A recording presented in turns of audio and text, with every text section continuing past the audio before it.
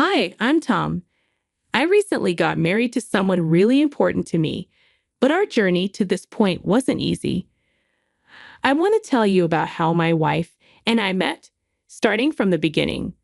We both got hired at the same company after college, and we're the same age. Her name's Margaret, but back then, we were just coworkers, and I'd call her Margaret casually. After our orientation, Margaret and I found ourselves working together in the sales department. We both pushed each other to excel, putting in hard work every day. At that time, I had a girlfriend, and things were going smoothly between us. Then one day in late April, my buddy Joe called me up. Joe and I had been friends since high school. Although we went to different colleges, we used to hang out occasionally, just us guys.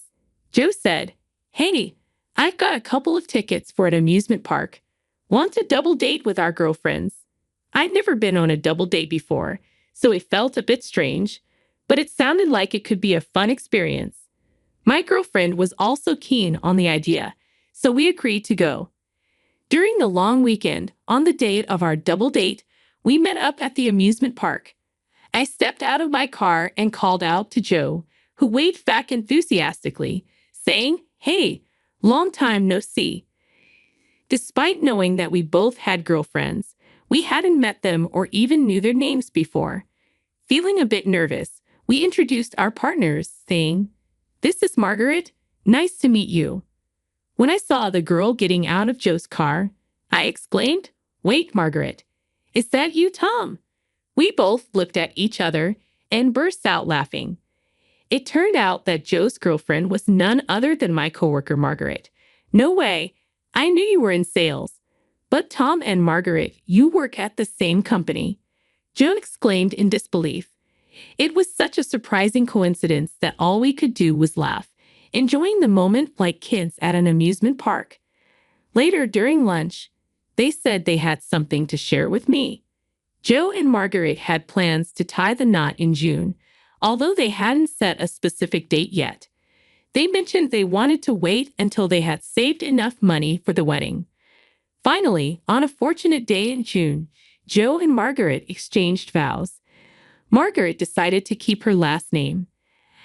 I heard that since they got married, Margaret has been preparing Joe's lunch every day. I listened to all these romantic tales, but meanwhile, I experienced heartbreak when my girlfriend broke up with me that autumn. Ever since she learned about Joe and Margaret's wedding plans, she had been contemplating our relationship's future. I had been pondering it too, but her words hit me hard. "I can't see a future with you," she said. When I asked if I had done something wrong, her response was vague along the lines of, "It just doesn't feel right. Let's leave the past behind." I tried to accept it, but it was difficult to swallow. Joe and Margaret were there for me when I needed support and encouragement. Despite being newly married, they would invite me over for drinks to cheer me up. The three of us, along with other close friends and coworkers, started spending more time together. I thought this wonderful bond would last forever after Joe and Margaret's wedding. However, as the new year arrived and spring approached, marking our second year at the company, something unexpected happened. One Monday morning, Margaret was missing from work. I began to wonder if she was taking an unusual day off when my phone rang. It was a call from an old high school friend, sounding rushed and serious. Without preamble, he delivered the devastating news. Joe had an accident. I was stunned, unable to comprehend the words. "What? Joe, you must be joking. What do you mean he's gone?" The news hit me like a ton of bricks. The accident had occurred the previous night, leaving me in disbelief. Joe was sitting in the passenger seat of a friend's car when another vehicle, driven by a dozing driver, collided with theirs. Despite being rushed into emergency surgery, Joe tragically passed away in the early hours. I attended his funeral, unable to contain my tears as I mourned the loss of my dear friend. The harsh reality of his absence weighed heavily on me. Margaret initially held her composure but broke down in tears during the service. unable to bear seeing her in such pain. I covered my face with a handkerchief, trying to mask my own grief.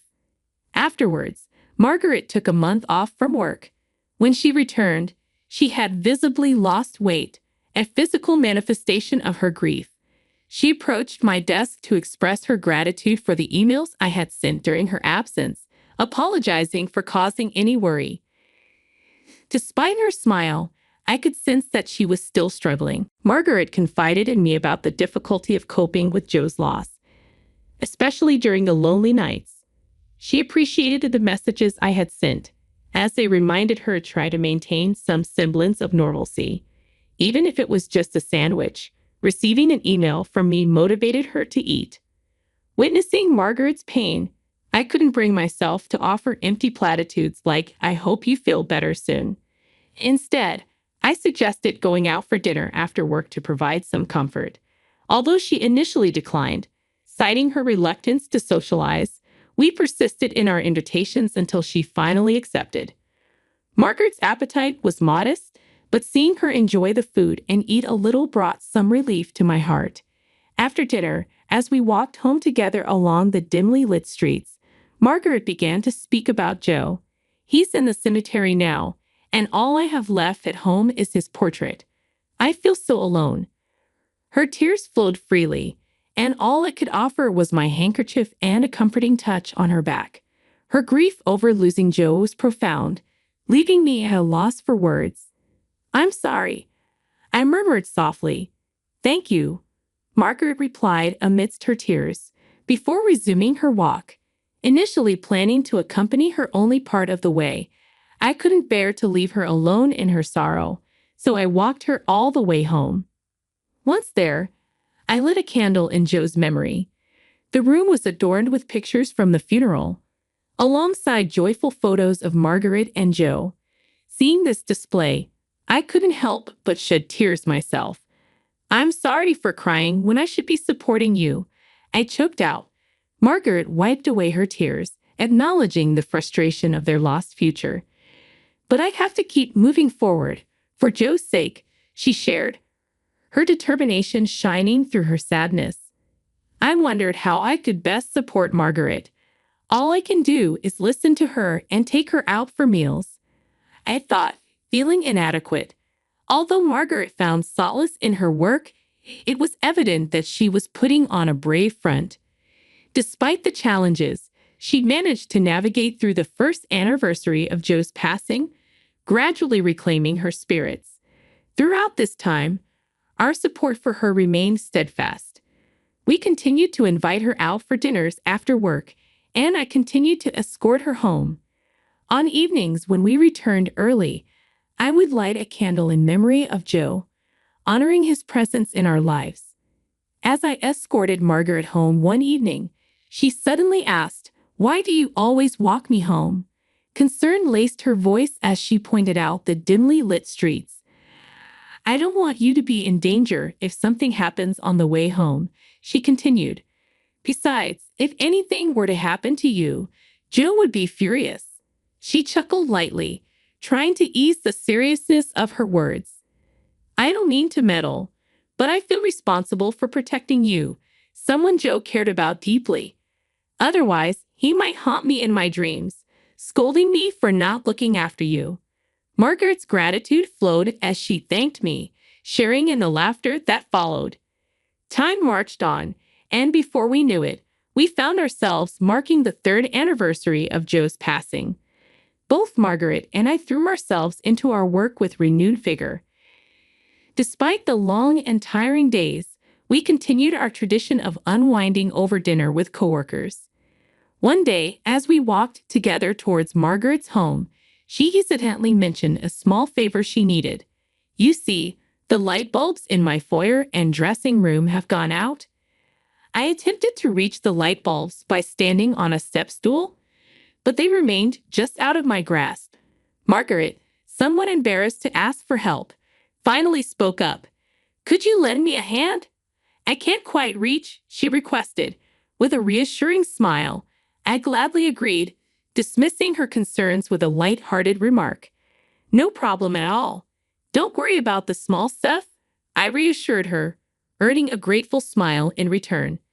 Inside her home, I swiftly replaced the light bulbs. Thanks a bunch. It's amazing how handy a tall person can be, Margaret remarked appreciatively. I jokingly replied, well, lucky for me, I can reach the ceiling. Otherwise, that would have been quite the predicament, huh? Margaret chuckled, sharing a memory of Joe's struggles with a similar task in another room. I laughed along, remarking on my own height advantage. As I handed Margaret the folded step stool, our fingers brushed against each other unexpectedly, and our eyes met in a fleeting moment of connection. The laughter dissolved into a brief silence, but I quickly averted my gaze, feigning nonchalance. Suddenly, Margaret softly questioned, "Hey, why are you always so kind?" Her words caught me off guard, and our eyes met once again. In that instant, my heart skipped a beat, but I remained silent, simply regarding her. "You're always there for me, always caring." Margaret continued slowly, her words stirring something within me. Before I could respond, she added with a hint of playfulness, "You're almost too good to be true. I might start getting ideas." A rush of emotion surged through me, but Margaret quickly dismissed her remark, attributing it to perhaps being a little tipsy. She moved to put away the step stool as if nothing had happened. However, I found myself unable to let the moment pass. Before I could second-guess myself, I reached out and enveloped her in a tender hug from behind. A quiet moment passed between us. I could sense Margaret's warmth seeping through my embrace, and suddenly it hit me. The desire to protect Margaret surged within me, transcending the bounds of mere friendship or coworker camaraderie. I realized I was falling for her, yet just as quickly as the realization dawned on me, a vivid image of my dear friend Joe flashed through my mind, causing me to reluctantly loosen my grip on Margaret. "Sorry, I think I might have had a bit too much to drink," I mumbled apologetically, attempting to diffuse the tension. Margaret shook her head, her eyes glistening with unshed tears. As she turned towards me, a solitary tear trickled down her cheek. My gaze drifted to Joe's framed photograph, and without uttering a word, I approached it and lit a silent candle in my heart, silently begging for forgiveness. "See you at work tomorrow," I murmured to Margaret before quietly departing her home. The following day at the office, we went about our tasks as if nothing had transpired. Yet, with every exchanged glance, an unspoken weight hung heavy between us. I suspected Margaret felt it too. This silent dance continued for some time, till one evening, as I escorted Margaret home after dinner with coworkers, an unusual silence enveloped us. Sensing the unspoken words that had been lingering between us, it came to a halt, and Margaret followed suit. Summoning all my courage, I finally voiced my feelings. "Is it wrong if it's me? I'd want to stand by your side in any capacity," I confessed, my words brimming with sincerity. Margaret met my gaze, and after a pregnant pause, she nodded in acceptance. "Yes," she replied softly, acknowledging my sentiments. But this was not the end of our story. On my day off that week, I made a pilgrimage to a particular place, Joe's graveside. It was important for me to share this news with him right there where he rested. "Joe, I've come to make a promise," I began solemnly. "I vow to make Margaret happy and to care for her just as you would have. Please accept that I'll be by her side. I promise to safeguard her smile, no matter the challenges," I declared, bowing my head respectfully before his resting place.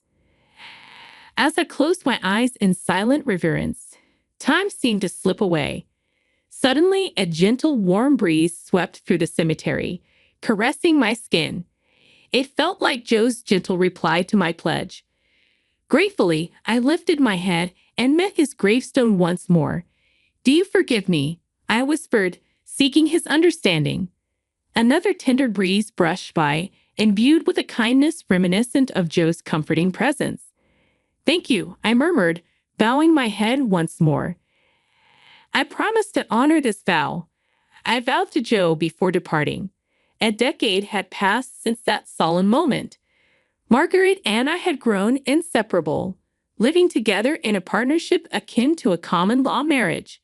On appointment day after marking Joe's 13th anniversary, Margaret confided in me as we paused at a park after visiting his grave. With trembling hands, she revealed a marriage license, her eyes brimming with emotion. I embraced Margaret tightly, assuring her that there was no need for apologies. Remember, we said any form of us is just right. I reminded her, attempting to lighten the mood. Margaret's tears flowed freely, but she nodded in agreement, managing a fragile smile. Don't cry, I teased gently. I made a promise, man to man. I chuckled, diverting her attention from her tears. With renewed resolve, we exchanged vows and became husband and wife. 2 years later, our family welcomed a new member, a beautiful baby girl who bore a striking resemblance to Margaret. On the day of her birth, a meteor shower graced the sky, a celestial spectacle that felt like Joe's blessing from above. Our daughter brought boundless joy into our lives, filling our home with her infectious laughter. As we cherish our family and continue to honor our commitments, we find solace in the belief that Joe watches over us, content to see Margaret's radiant smile. And so, we embrace life's journey, living each day in a way that honors our loved ones and ensures that our family always finds reason to smile. My sister turned her birthday party into a nightmare, dropped a bombshell in front of everyone, claiming my late husband was the father of her baby.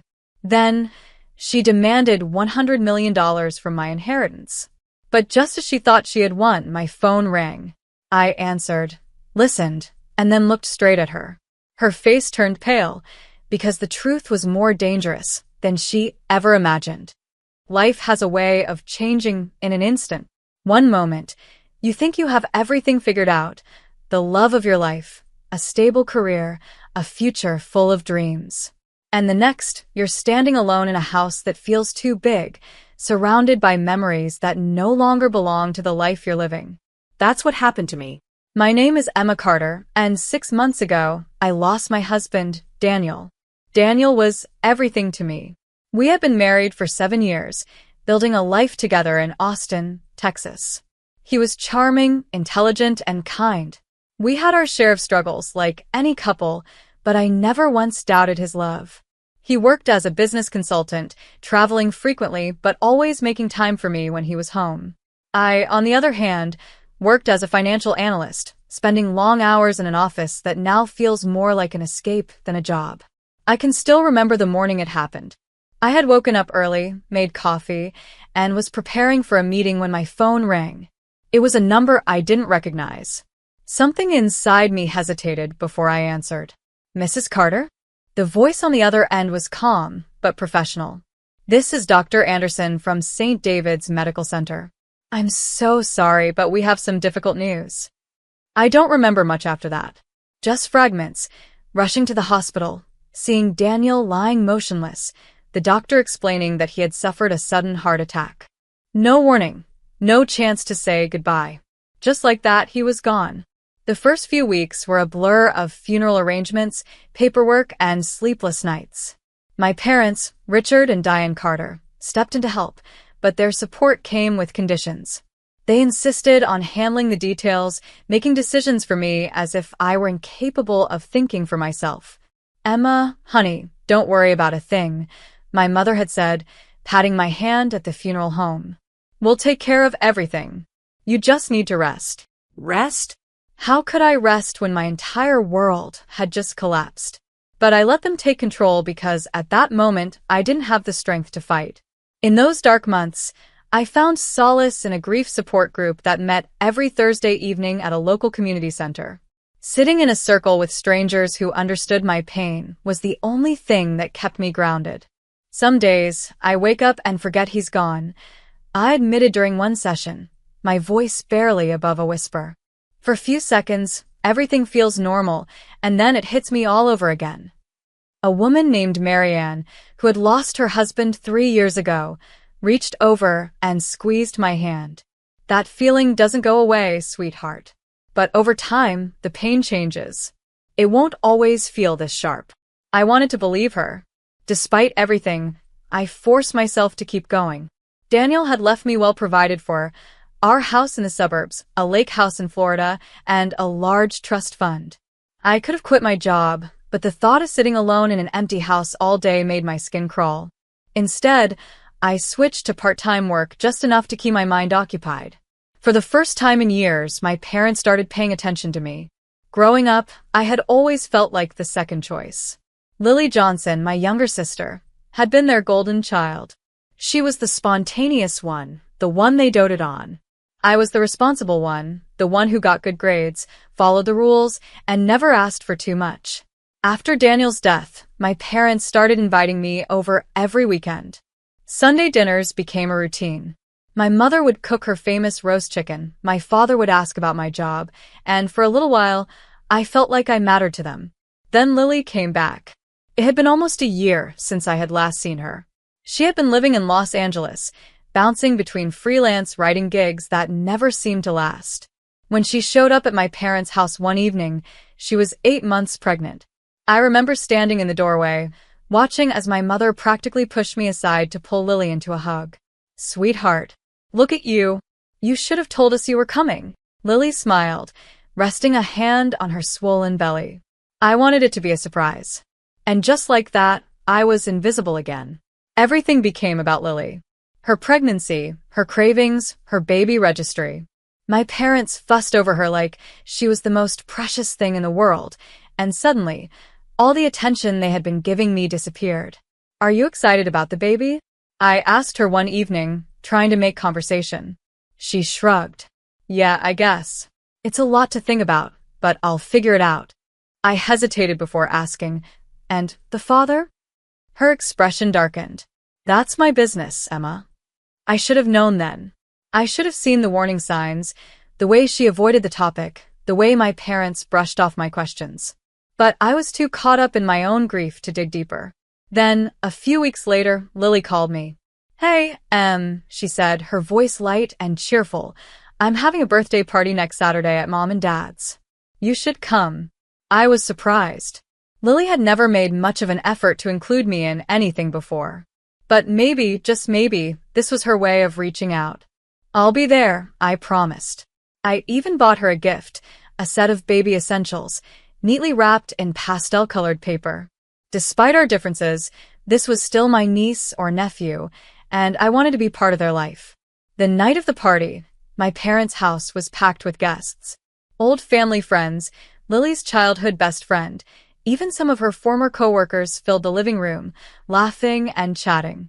A beautifully decorated cake sat on the dining table, surrounded by pink and blue decorations, though no one had mentioned the baby's gender. Lily was glowing, dressed in an elegant maternity dress, accepting gifts and compliments with ease. And for a moment, I felt a small spark of hope. Maybe things were finally changing. Maybe we could start over. Then, just as the party reached its peak, Lily cleared her throat and clinked her glass for attention. The room fell silent. "There's something I need to share," she said, placing a hand on her belly. It's time everyone knew the truth. I watched her, feeling a sudden chill creep up my spine. "The father of my baby," she continued, her eyes locking onto mine, "is Daniel Carter." The world tilted sideways. The gasps from the guests barely registered in my ears. My mother placed a comforting hand on Lily's shoulder. My father nodded solemnly, as if this had all been planned. And me? I could do nothing but stare, frozen in place, as my entire life shattered once again. The room was silent. Every pair of eyes was on me, waiting for my reaction. My fingers tightened around the glass in my hand. My breath caught somewhere between my ribs. I could hear my own heartbeat pounding in my ears. Lily was still standing in the center of the room, her hand resting on her swollen belly like she had just made the most beautiful announcement in the world. My parents stood beside her, their expressions unreadable. Not a single word of comfort. No denial. No shock. because they had already known. I felt like the air had been knocked out of my lungs. My mouth opened, but no words came out. I couldn't speak. I couldn't move. My mind was struggling to catch up with what she had just said. Daniel? My Daniel? The man I loved, the man I had buried, the man I had spent nights crying over? He had been sleeping with my sister? The whispers started almost immediately, spreading through the crowd like wildfire. Someone near me let out a quiet, "Oh my God." Another guest muttered, "This can't be real." But it was real. And the worst part? My parents weren't even surprised. I forced myself to speak, though my voice came out hoarse. "You're lying." Lily tilted her head, that same smug, knowing smile playing on her lips. "I'm not." She reached for her phone and, with a few taps, held it up for me to see. There they were. The pictures. Daniel and Lily, together in a dimly lit restaurant, holding hands across the table. Another photo of them in a hotel room, his arm wrapped around her waist. Messages, dozens of them. "I can't wait for our life together. We'll tell her soon. You and our baby are all that matter to me." I felt like I was going to be sick. I turned to my mother, desperate for some kind of explanation, for some reassurance that this was all some horrible joke. "You knew." My voice cracked. She had the nerve to look guilty, but she didn't deny it. "Emma, sweetheart." I stepped back. "How long?" My father cleared his throat, speaking in that calm, business-like tone he always used when discussing uncomfortable matters. "Daniel confided in us about 8 months before he passed." 8 months. So they had stood by my side at the funeral, comforting me, accepting my money every month, pretending to grieve with me, all while knowing that my husband had been cheating on me with my own sister. "You're all disgusting," I whispered. Lily sighed dramatically, as if she was already tired of my reaction. "Emma, come on. You were miserable. Your marriage was already falling apart. Daniel and we found happiness. Isn't that what matters? Happiness?" She had destroyed my marriage, humiliated me in front of an entire room full of people, and now she had the audacity to talk about happiness? I had heard enough. My hands were shaking as I set my untouched drink down on the table and grabbed my purse. "I'm done." I turned to leave, pushing past the stunned guests. My mother called after me, but I didn't stop. I couldn't. The drive home was a blur. I barely remembered pulling into my driveway, barely registered the moment I stumbled into my house and locked the door behind me. The moment I was alone, the weight of everything hit me all at once. I collapsed onto the floor, gasping for breath as sobs tore through me. My body shook so violently that it felt like I was breaking apart from the inside out. I don't know how long I stayed like that, curled up on the cold hardwood floor. But at some point, my sobs quieted, leaving me in the silence of my betrayal. I had lost everything. The husband I loved, the family I thought I could trust, the last shred of stability I had been holding on to. And as if things couldn't get any worse, the next morning, Lily called me. I nearly let it go to voicemail, but something inside me told me to answer. "Emma," she said, her voice dripping with fake sweetness. "I know last night was a lot for you, but I hope you're ready to talk like adults now." I swallowed the bitter taste in my mouth. "There's nothing to talk about." "Actually, there is." Her voice shifted, turning cold. "Since Daniel is the father of my baby, that means I'm entitled to half of everything he left you." A sharp, disbelieving laugh escaped me. "Excuse me?" "You heard me," she said, completely serious. "Half of the $100 million estate, the Florida lake house, the trust fund. All of it. My baby deserves what's rightfully his." I felt rage boil in my chest. "Are you out of your mind? You really think you can steal from me?" She sighed as if I was the one being unreasonable. "It's not stealing, Emma. Legally, my child is Daniel's heir. I've already talked to a lawyer. Either you split everything fairly, or I take you to court and let a judge decide." I gripped my phone so tightly my fingers hurt. "You won't win," I snapped. "We'll see about that," she said smoothly. "But just so you know, Mom and Dad are fully supporting me on this. They want what's best for their grandson." So, if you were thinking about fighting me, just know you'll be fighting them too. I clenched my jaw. Of course, they were on her side. Do whatever you want, Lily, I said through gritted teeth. But I promise you this, you're not getting a single penny from me. She let out a soft, mocking laugh. Oh, Emma, you always were so naive. We both know that money was meant to be mine. If you don't give me what I want, I'll make sure you regret it. I hung up on her. My hands were trembling as I set my phone down. This wasn't over. Not by a long shot. And for the first time since Daniel died, I felt something other than pain. I felt fury. Lily wanted to take everything from me? Fine. Let her try. She had spent her life getting away with everything because my parents always cleaned up her messes. But not this time. I wasn't going to be the weak, grieving widow they all expected me to be. I was going to fight, and I was going to win. I spent the next few days in a fog of rage and disbelief. Every time I closed my eyes, I saw Lily's smug face, the way she had stood there in front of everyone, rubbing her betrayal in my face. And now, she wanted to take what was mine? No. I wasn't going to let her. The calls started almost immediately. My parents. Lily. Their lawyer. I ignored every single one. I wasn't about to let them drag me into their twisted game. But then, the official lawsuit arrived in the mail. A thick envelope, heavy with legal documents. Lily wasn't bluffing. She was suing me for half of Daniel's estate. I sat at my kitchen table, staring at the papers. $100 million. The Florida Lake House. The trust fund. She wanted it all. The entitlement was staggering. It wasn't enough that she had taken my husband. Now she wanted to strip away everything else Daniel had left me. I knew I needed help. That's when I found Robert Hayes, a top inheritance lawyer with a reputation for tearing apart false claims in court. When I met with him in his office, he was direct and to the point. Miss Carter, he said, flipping through the lawsuit, your sister is making a strong claim based on the idea that her child is Daniel's legal heir. In these cases, courts are often sympathetic, especially when there's a child involved. I stiffened. So, what are you saying? That I could actually lose this? He sighed. It depends on the evidence. Right now, her claim looks strong because she has text messages, photos, and he tapped the document, the unwavering support of your parents, who are willing to testify that Daniel wanted to be with Lily. I felt my stomach churn. My own parents. My own blood, ready to stand against me in court. Then I need to find something stronger, I said, my voice steady despite the storm inside me.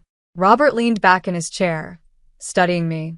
If you can prove her child isn't Daniel's, her entire case falls apart. I clenched my jaw. How do I do that? A DNA test, he said simply. But Lily would have to agree to one.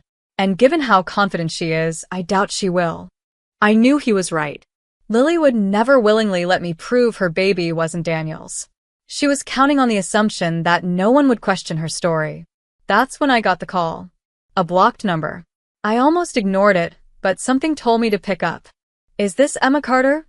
A woman's voice asked. Yes. There was a pause. Then, my name is Margaret Collins. I'm Daniel's mother. I nearly dropped the phone. No, you're not, I blurted out. Daniel's parents died when he was a kid. He told me. He lied. Her voice was bitter. I was at the funeral. I saw you. I wanted to introduce myself, but I didn't know how. I gripped the phone tighter. Why are you calling me now? Because I heard about what your sister's claiming, she said, her voice sharp. And because I can prove she's lying.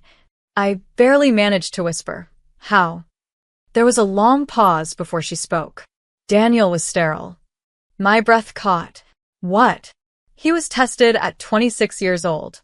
The doctors said he had 0 chance of having children. Everything inside me went still. My years of fertility treatments. The doctors telling me the problem was with me. All of it had been a lie. Margaret sighed. I have his medical records from Boston General Hospital. They're official. They prove Daniel could never have fathered your sister's baby. My mind was spinning. This was it. The proof I needed. If Daniel was sterile, Lily's entire case would fall apart. I met Margaret the next morning at a small cafe downtown. She was a tall, elegant woman with Daniel's eyes. I could tell she had been through a lot, but there was a quiet strength about her. She slid the envelope across the table. This should be enough to prove she's lying. I opened it with shaky hands. The documents were real. Daniel Carter. Medical examination. Complete sterility. I looked up at her, feeling my throat tighten. Thank you.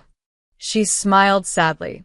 I can't change the fact that my son lied to you, but I can help you make sure his mistress doesn't profit from it. That was all I needed to hear. The next day, I walked into Robert's office and placed the medical records on his desk. His eyebrows shot up. Where did you get this? From Daniel's mother, I said. It proves he was sterile. Robert flipped through the pages, then exhaled sharply. Miss Carter, this changes everything. I let out a slow breath. So, what do we do now? He smirked. Now? We take this to court. The court date arrived faster than I expected. I walked into the courtroom feeling stronger than I had in months. Lily sat across from me, her baby bump prominent, her expression one of calculated innocence. My parents sat beside her, whispering in her ear, their faces filled with quiet confidence. They thought they were going to win. They had no idea what was coming.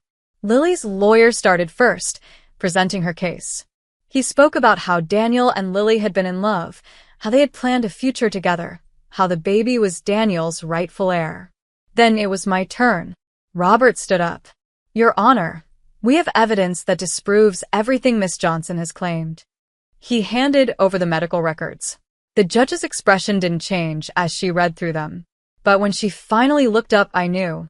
Lily's smug expression faltered. Her lawyer immediately objected, claiming the documents were fake. That's when Robert stood up again. Your Honor, we request a court-ordered DNA test to confirm paternity. Lily froze. Her hands gripped the table.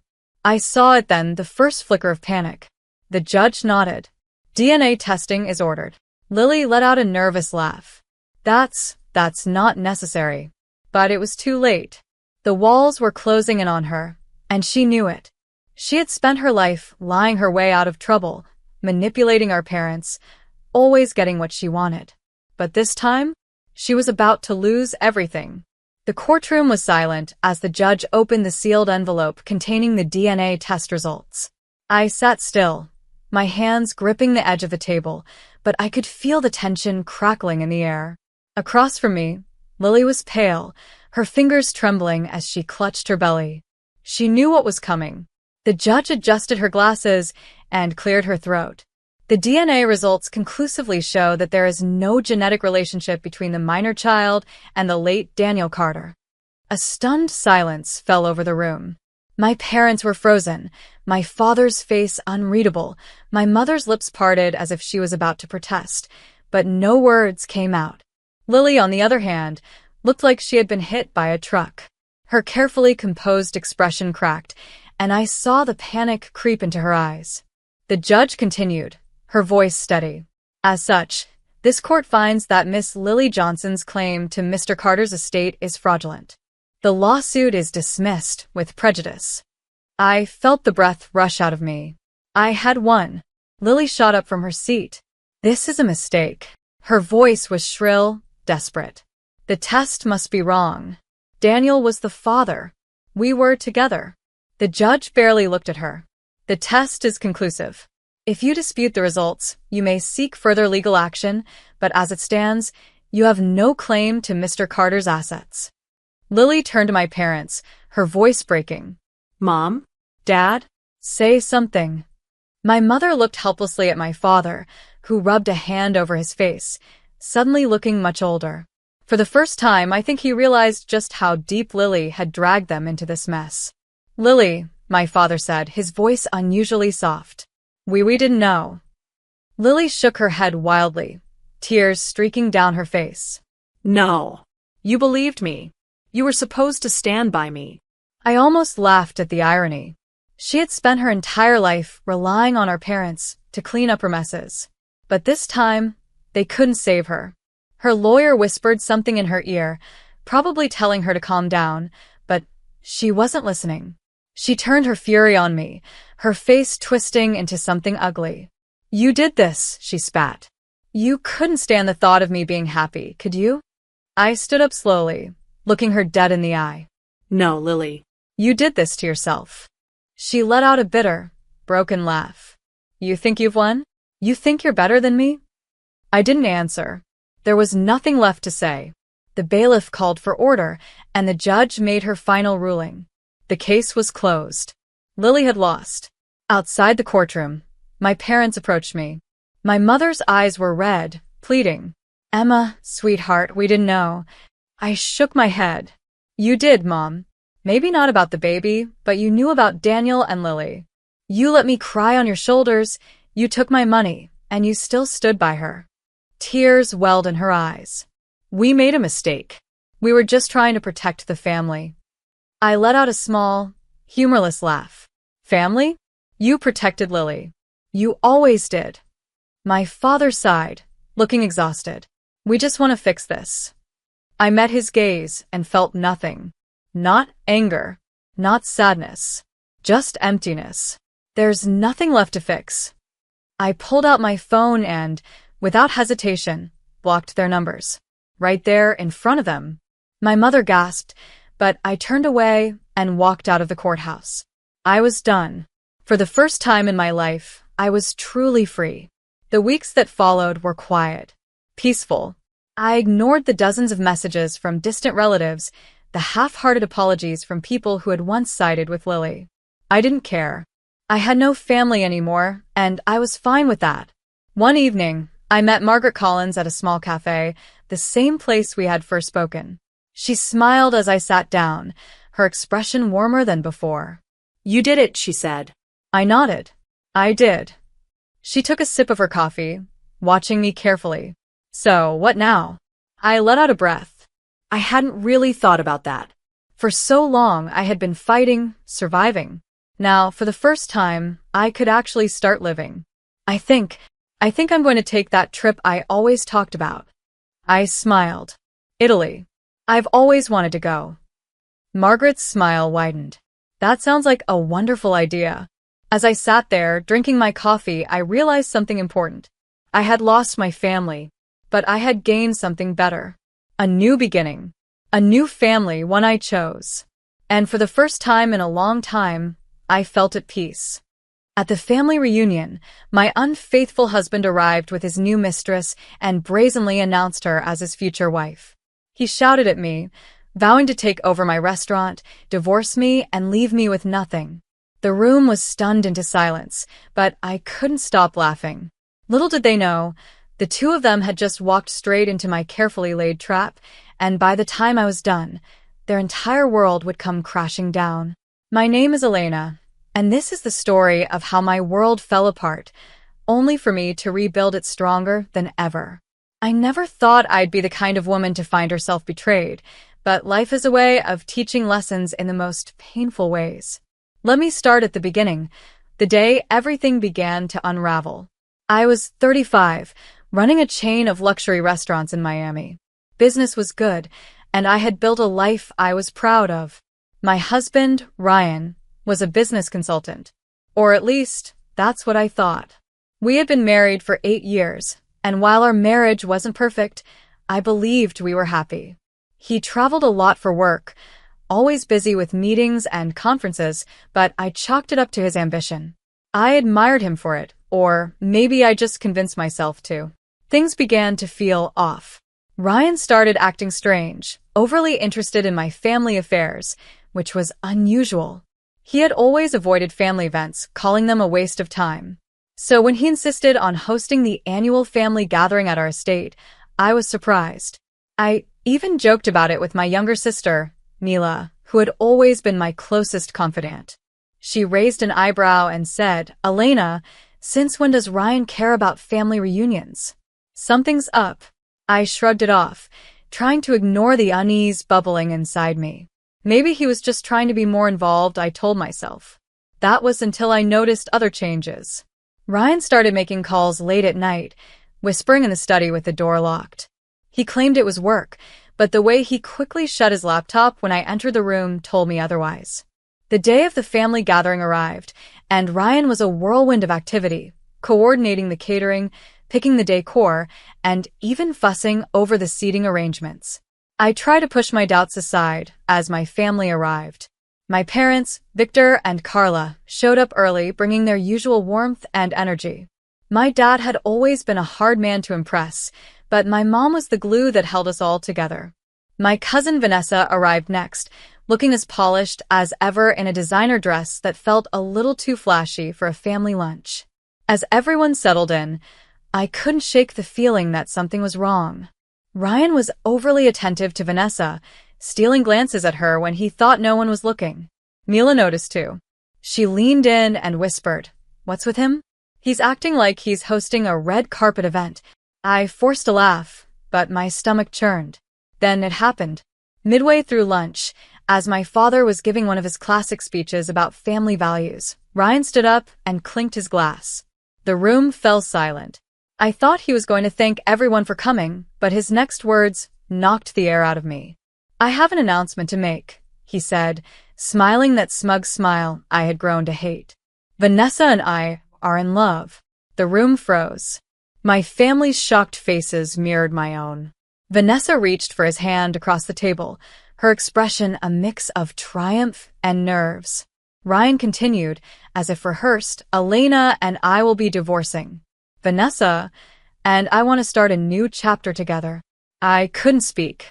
My mother's hand flew to her mouth, while my father's face turned crimson with fury. Mila, sitting beside me, whispered, "Oh my God, Elena, say something." But I didn't. I just stared at Ryan, the man I had shared my life with, as he destroyed it in front of everyone. Then something clicked inside me. This wasn't shock. This wasn't new information. I had known for months, deep down, that something was happening. And while my world felt like it was falling apart, I realized I had been preparing for this moment. I stood up slowly, setting down my wine glass. "Is that all, Ryan?" I asked, my voice calm, steady. His smirk faltered.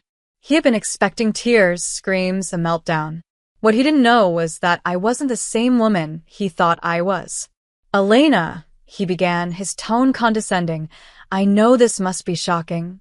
"Not really," I interrupted. "Though I am curious, Vanessa, did he promise you a share of the restaurants? Because that's going to be complicated." The color drained from Ryan's face. Vanessa's hand tightened around his. "What are you talking about?" she demanded. I smiled. "Oh, you'll find out soon enough. But please, don't let me stop you from celebrating your big announcement." I turned to my stunned family. "I apologize for this unexpected entertainment. Please enjoy the food. I need some air."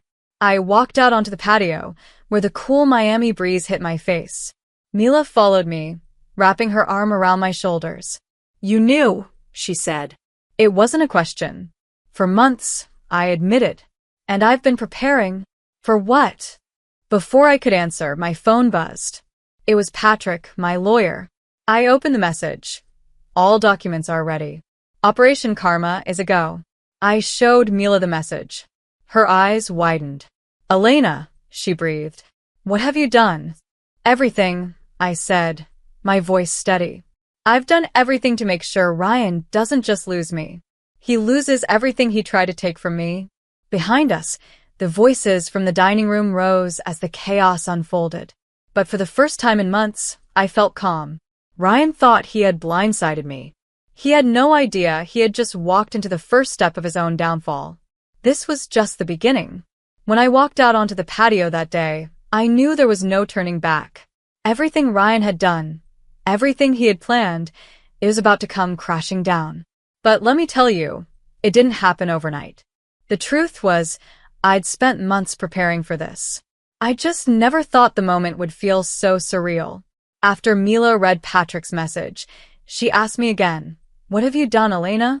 "I've made sure that Ryan doesn't get away with this," I said, staring out at the Miami skyline.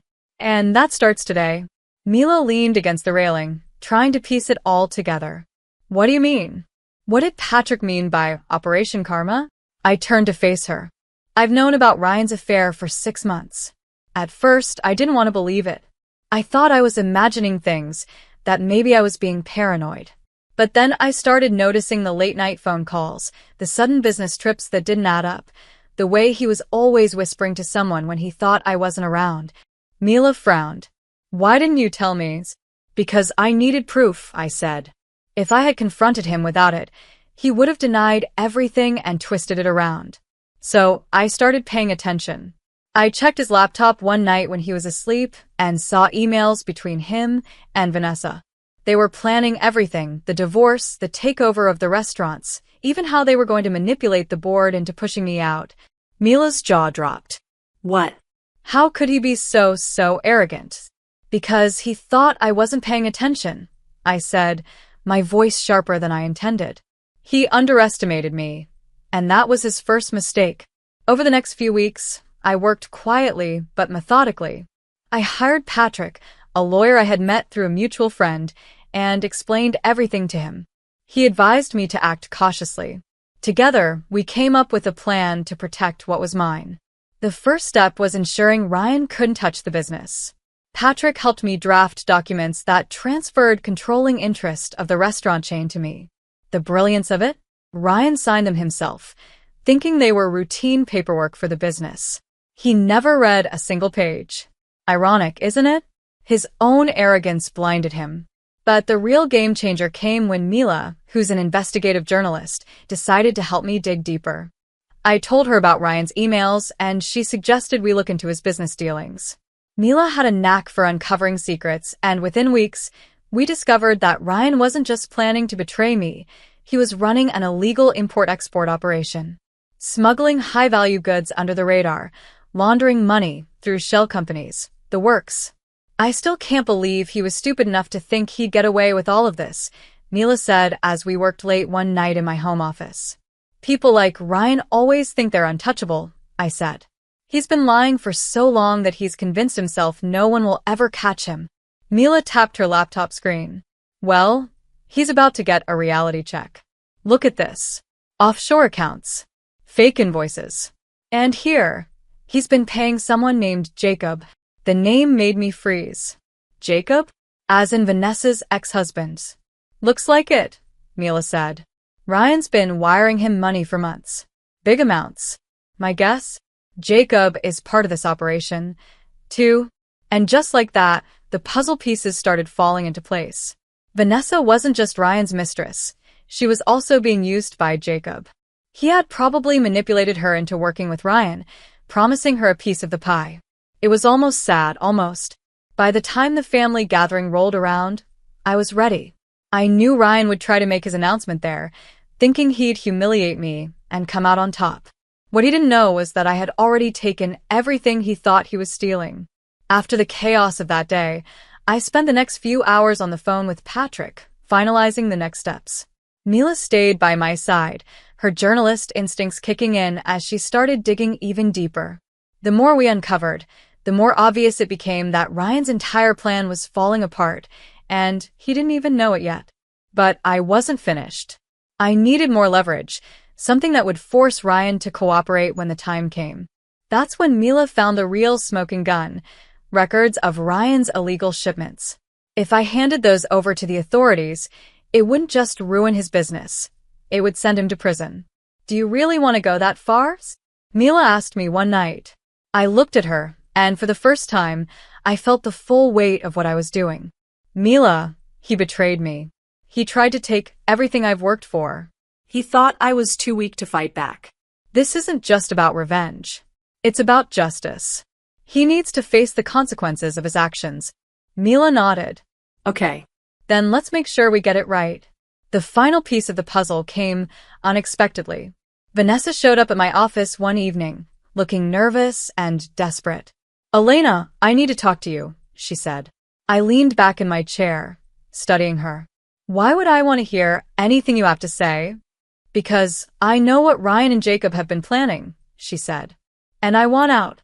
Her confession caught me off guard, but I didn't trust her, not yet. Why now, Vanessa? Why should I believe you?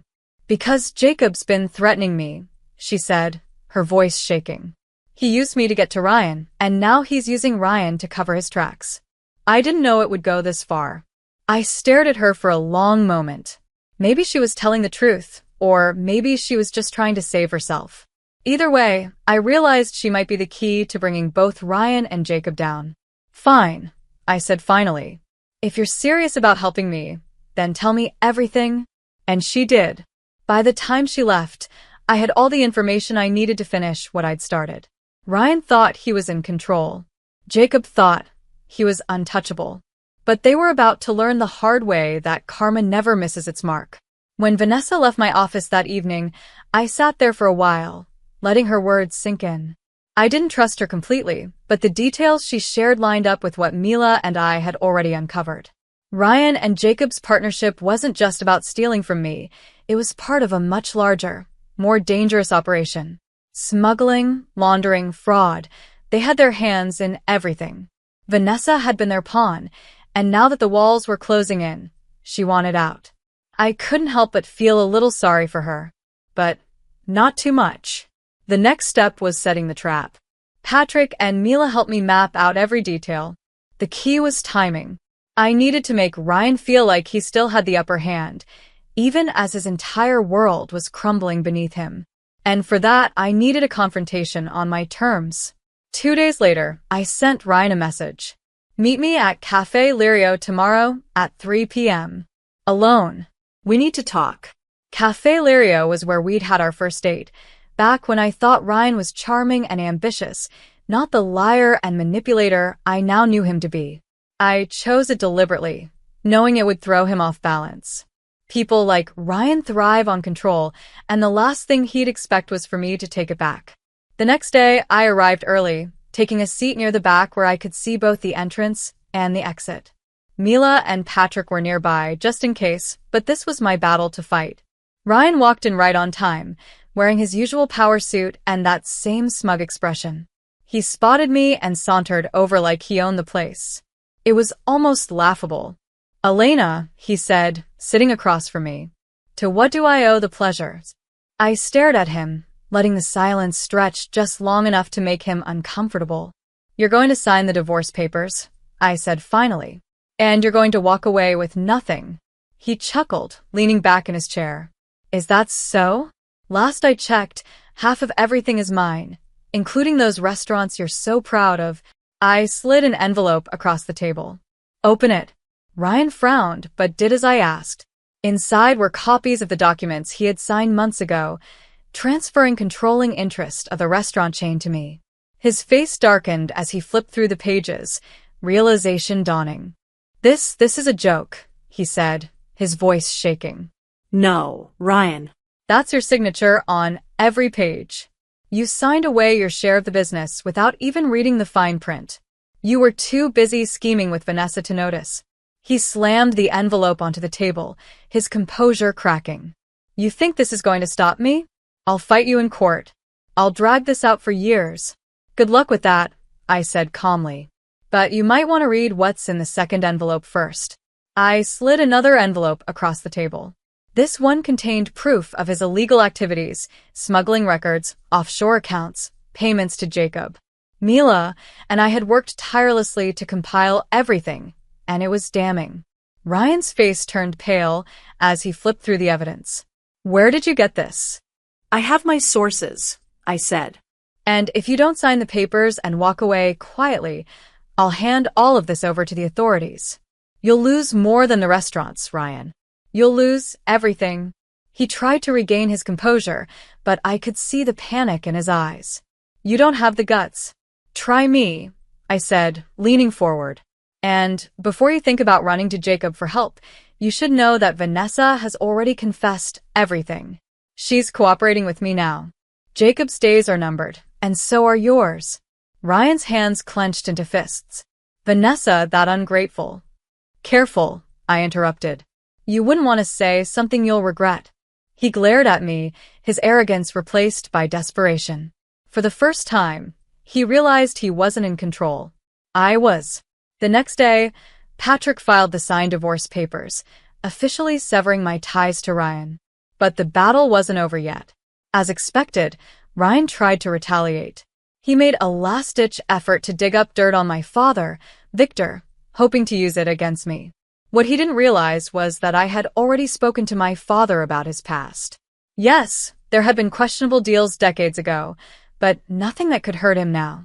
Ryan's threats were empty, and he knew it. Meanwhile, Mila uncovered even more about Jacob's operations. He had been using Ryan to funnel money through his illegal trading network, promising him a cut of the profits. But when Vanessa turned on him, Jacob panicked.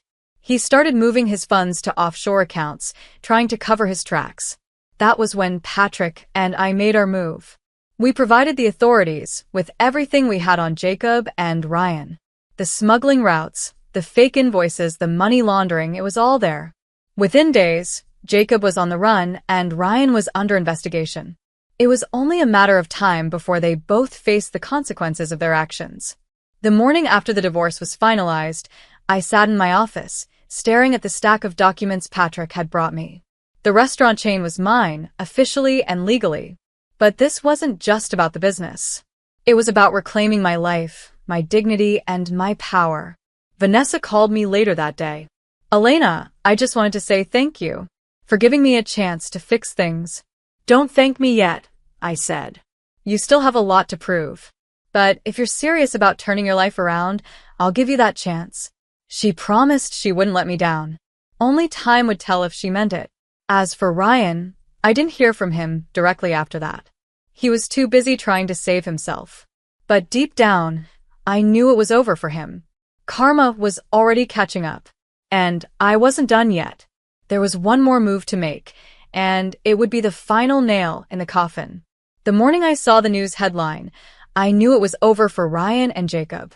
The authorities had raided Jacob's safe house in New Orleans and arrested him on charges of money laundering, smuggling, and tax evasion.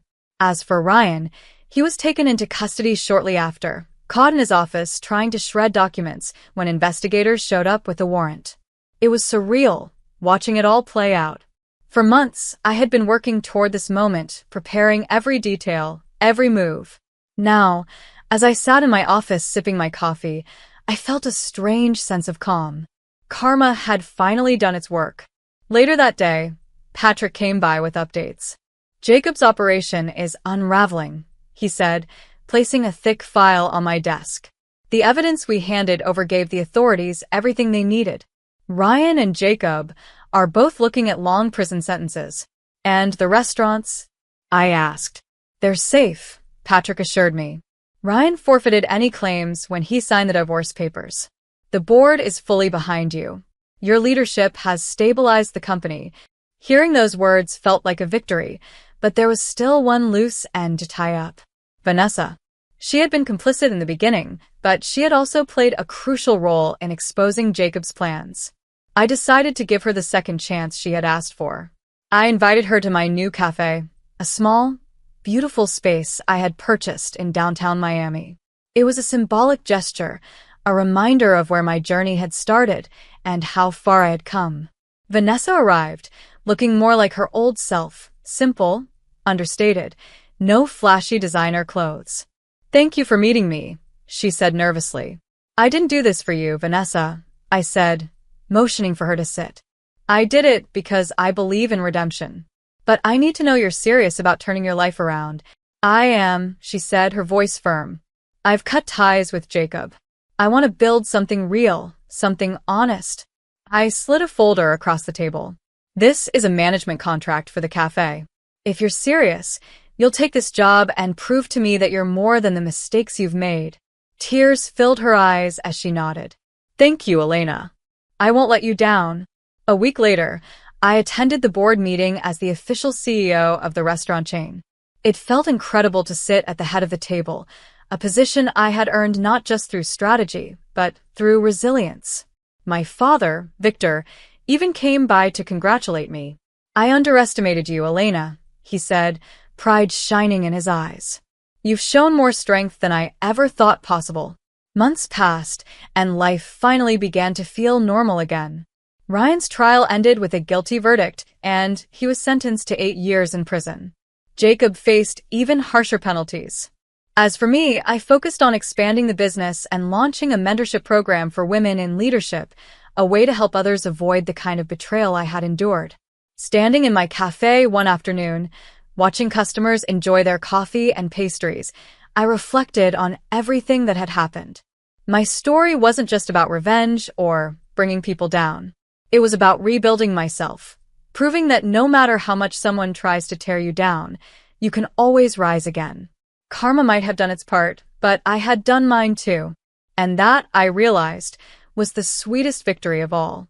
I was paying $5,000 monthly to my jobless husband, but he demanded an extra $20,000 for a heavy bike. When I refused and told him to get a job instead of wasting my money, he became furious and hit me hard with a hurling stick. I was badly injured. Seeing me in that state, he panicked and ran away in fear. I swore revenge, but a sudden phone call changed my life forever. I never thought my life would turn out like this.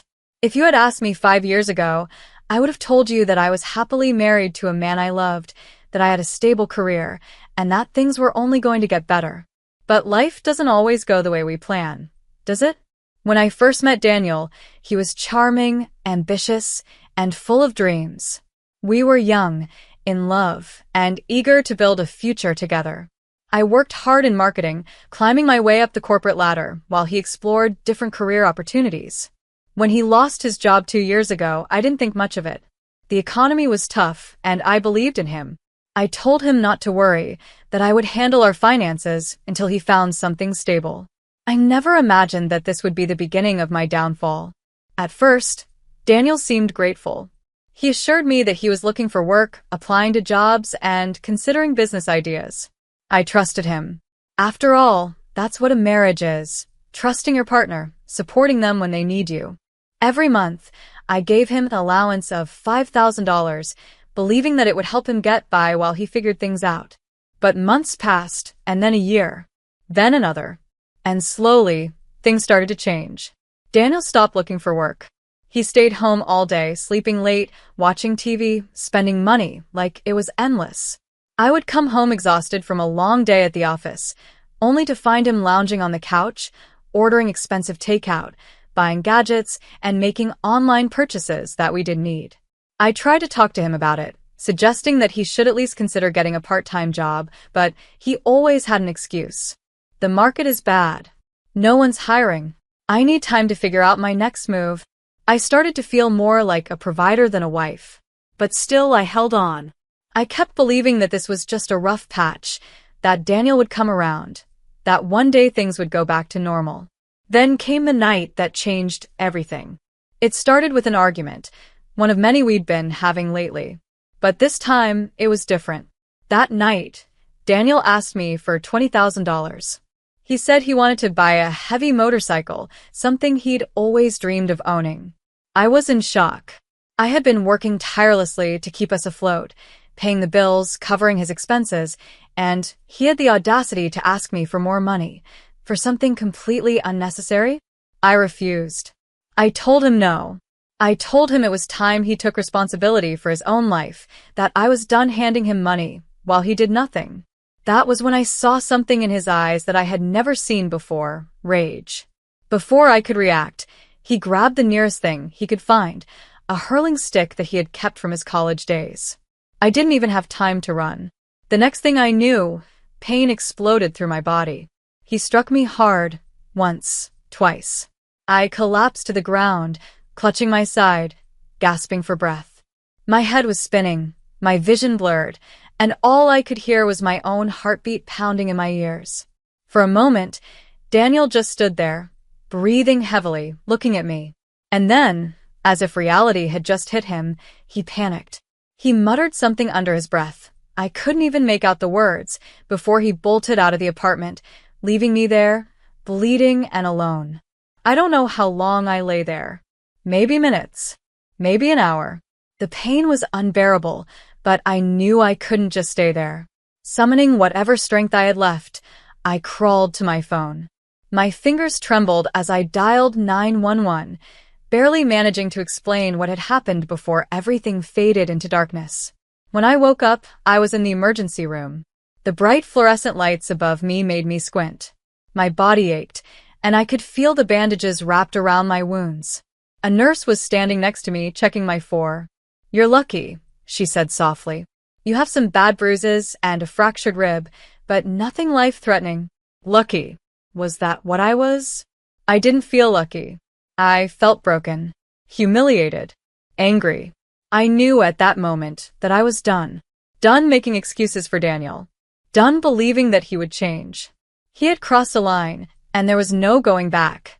I reached for my phone with weak fingers and dialed the only person I knew I could trust, Sophia Martinez, my best friend. She picked up on the first ring. "Anna? Are you okay?" I took a shaky breath. "No," I whispered. "I need your help." And just like that, everything started to change. When Sophia arrived at the hospital, I could see the worry in her eyes. She rushed to my side, gripping my hand tightly. I had known her for years, and she had always been my rock. But that night, she looked at me differently, like she was seeing a version of me she had never seen before. "Tell me everything," she said, her voice firm but gentle. So I did. I told her about Daniel's unemployment, his dependency, his demands, and finally, about the night he attacked me. As I spoke, I saw the anger build in her expression.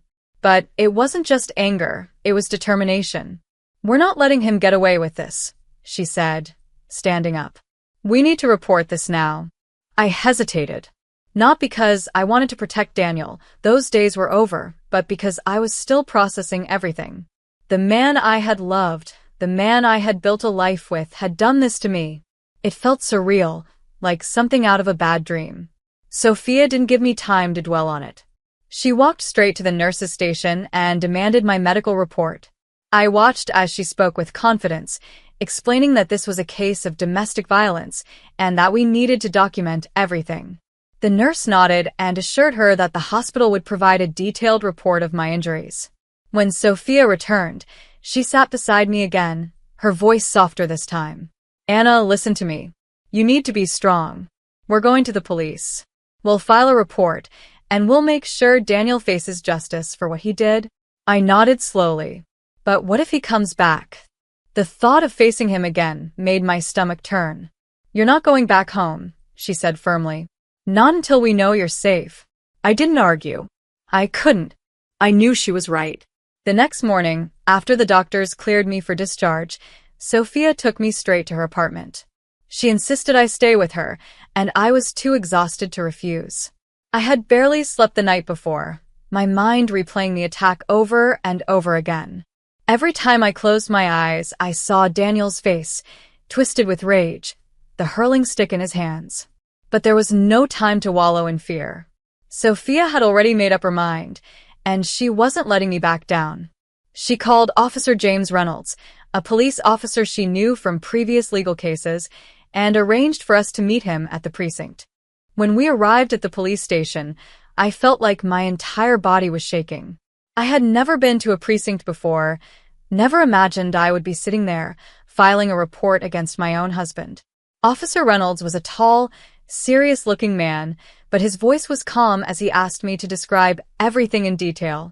"Start from the beginning," he said, his pen ready to take notes. I took a deep breath and told him everything, just like I had told Sophia. As I spoke, I could see him nodding, listening carefully. When I got to the part about the attack, I felt my throat tighten, but I pushed through. I needed to do this. When I finished, he looked at me with understanding.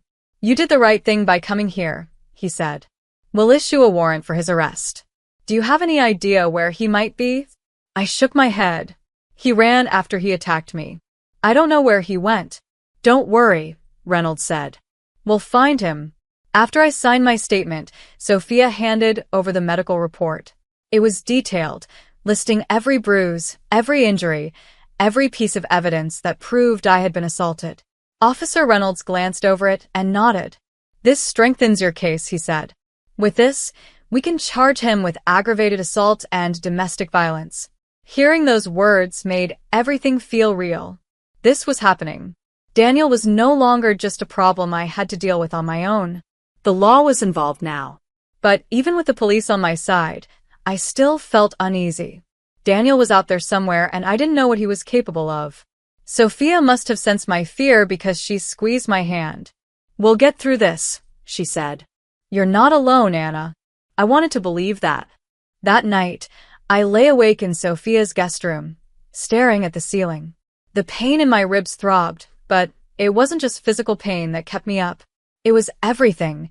Years of ignoring the signs, of making excuses, of believing that love was enough to fix what was broken.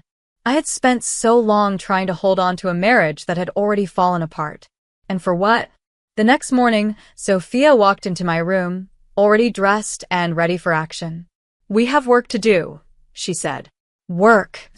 I asked, rubbing my tired eyes. "We're filing for divorce," she said. "And we're going to make sure Daniel never gets the chance to hurt you again." She had already spoken to a judge she knew, pulling every legal string she could to fast-track the process. "The moment they arrest him, we're serving him the divorce papers," she said. "You don't owe him anything, Anna. Not your money, not your time, and definitely not your silence." I swallowed hard.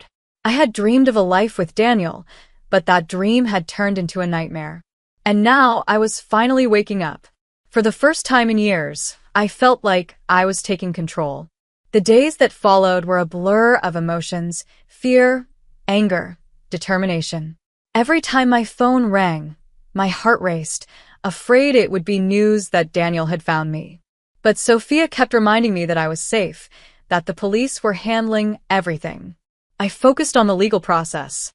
Sophia wasted no time filing for divorce. She worked late nights, making sure every document was in order, ensuring there were no loopholes Daniel could use against me. I sat beside her, watching her type furiously on her laptop, feeling grateful to have someone like her in my corner. "This isn't just about ending your marriage," she said one night. "This is about setting yourself free. You've given him enough of your life. No more." I nodded, but deep down I wondered if it was truly over. Daniel was still out there. He had hurt me once, and I knew he was capable of worse. What if he came back? What if he tried to make me pay for going to the police? Then one evening, my fears became real. Sophia and I had just returned from a meeting with her legal team. As we stepped into her apartment building, my phone vibrated in my pocket. I pulled it out, and my breath caught in my throat. It was an unknown number, but I knew. I just knew. With shaky fingers, I answered. "Anna." His voice sent a shiver down my spine. It was low, controlled, but I could hear the rage underneath. "You think you can do this to me? You think you can turn the police against me, file for divorce, and just walk away?" I gripped the phone tightly. "You made that choice the moment you raised your hand against me, Daniel." My voice was steadier than I expected, but my hands trembled. He let out a bitter laugh. "You're making a mistake. You know I can make your life miserable." I closed my eyes, inhaling sharply. "You already did." Before he could say anything else, I hung up. My entire body felt cold. I turned to Sophia, who had been watching me closely. "Was it him?" she asked. I nodded. "He knows." She didn't hesitate. She grabbed her phone and called Officer Reynolds. "He just contacted her," she said, her voice sharp with urgency. "Trace the number. Find him." That night, I barely slept. Every sound outside made me flinch. Every shadow felt like a threat. I knew Daniel. He wasn't the type to just disappear quietly. He would try to fight back. The next morning, I got another call, but this time, it was from Officer Reynolds. "We found him." I felt a strange mix of relief and fear. "Where?" "Hiding at a friend's house outside the city," he said. "We've issued a warrant for his arrest. It's only a matter of time before we bring him in." I exhaled, but my heart still pounded. What happens next? Once he's in custody, we'll move forward with the charges. "Stay put, Anna. We'll handle this." I hung up and turned to Sophia, who was already watching me expectantly. "They're going to arrest him," I said. Her lips pressed into a tight smile. "Good. Now we wait." The waiting was the hardest part. Hours passed, then a day. I kept expecting another call, another threat. But instead, late the next evening, my phone buzzed with a message from Reynolds. "We have him. He's in custody. He won't be able to hurt you anymore." I stared at the message, my hands trembling. It was over. Daniel was behind bars. But even then, I didn't feel safe. Not yet. Sophia didn't waste a second. The moment we had confirmation of his arrest, she made sure Daniel was served with the divorce papers while sitting in his holding cell. She wanted to make it clear there was no coming back from this. The next day, I was asked to come in and give an official statement. Walking into that police station felt surreal. The last time I had been there, I had been a victim, shaking with fear. But this time I was different. I was ready. Officer Reynolds greeted me with a nod. "You're doing the right thing, Anna." I sat down and answered every question they asked. I recounted the attack, the years of emotional abuse, the financial control he had over me. Every word felt like a weight being lifted off my chest. When I finished, Reynolds leaned forward. "Daniel is being charged with multiple offenses, domestic violence, aggravated assault, and now, with the threats he made over the phone, we're adding intimidation to the list." I nodded slowly. "What's going to happen to him? He'll have his day in court, but with the evidence we have, it won't end well for him." I should have felt relieved. But instead, I just felt tired. As Sophia and I left the station, she turned to me. "You did it," she said softly. "You fought back." I swallowed hard. "Then why doesn't it feel like I won?" She reached out and squeezed my hand. "Because it's not just about winning, Anna. It's about healing. And that takes time." I knew she was right. The battle was over, but the scars remained. Now I had to figure out what came next. The day of the trial arrived faster than I expected. Sitting in the courtroom, I felt a strange mixture of emotions, fear, anger, but most of all, determination. I had spent years being controlled, manipulated, and hurt by Daniel. But today, I was standing up for myself.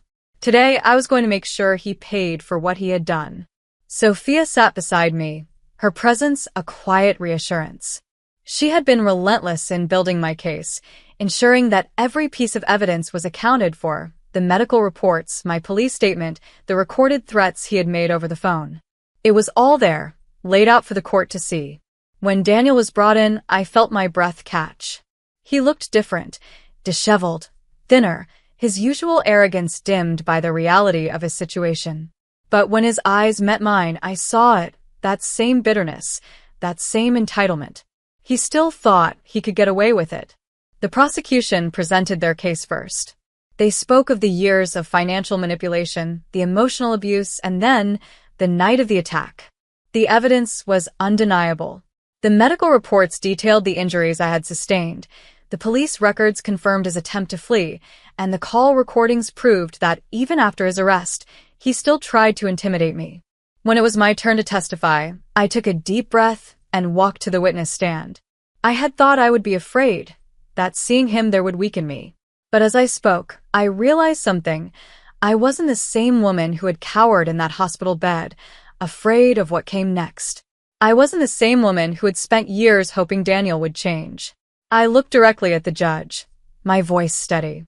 "I love my husband," I said. "I supported him, believed in him. But love is not an excuse for abuse.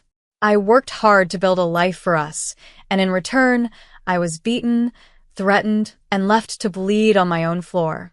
If the police hadn't found him, if I hadn't gotten away, I don't know if I would be standing here today." The courtroom was silent. I could feel Daniel's gaze on me, but I didn't look at him. He didn't deserve my attention anymore. His lawyer tried to paint a different picture.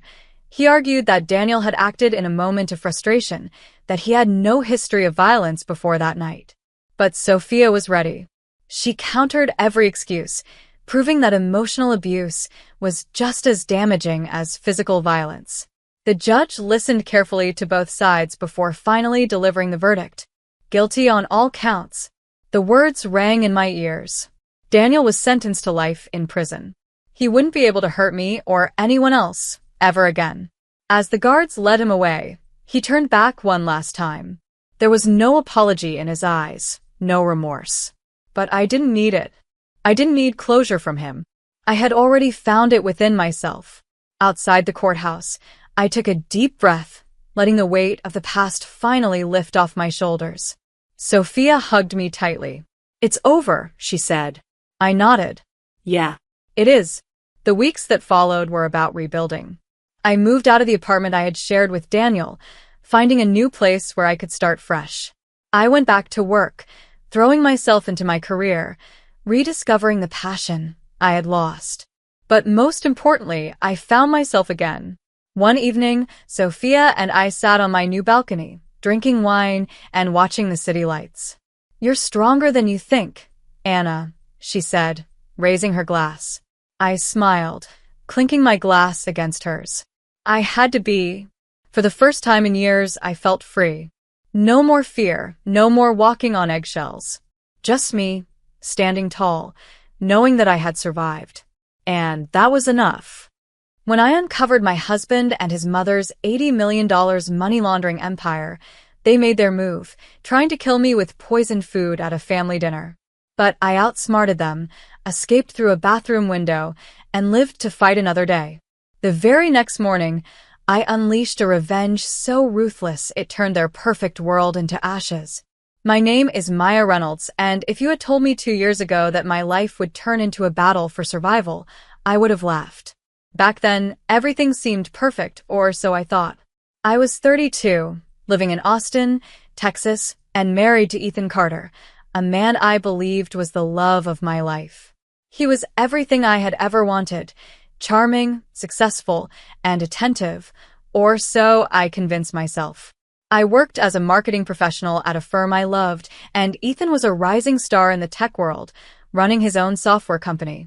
To the outside world, we were the perfect couple. But as I'm about to tell you, appearances can be deceiving. Things didn't start falling apart all at once. It was subtle, like a slow leak in a boat that you don't notice until you're sinking. Ethan's mother, Catherine Carter, was the first crack. She was a formidable woman in her late 50s, always immaculately dressed and oozing sophistication. Catherine was well known in Austin's elite circles for her philanthropic work, but behind that polished exterior was a woman who liked to control everything and everyone around her. From the day Ethan and I got married, she made it clear that I wasn't one of them. She didn't say it outright, of course. Her disapproval came in backhanded compliments and subtle exclusions. I tried to brush it off. Ethan reassured me that Catherine was just old-fashioned and that I shouldn't take it personally. But as time went on, I began to feel like an outsider in my own marriage. Catherine had a way of making decisions that should have been between Ethan and me, like what vacations we took or what charities we supported. The worst part? Ethan always went along with it. The first real sign that something was wrong came during one of Catherine's infamous dinner parties. It was an extravagant event with important business contacts, and I was excited to attend.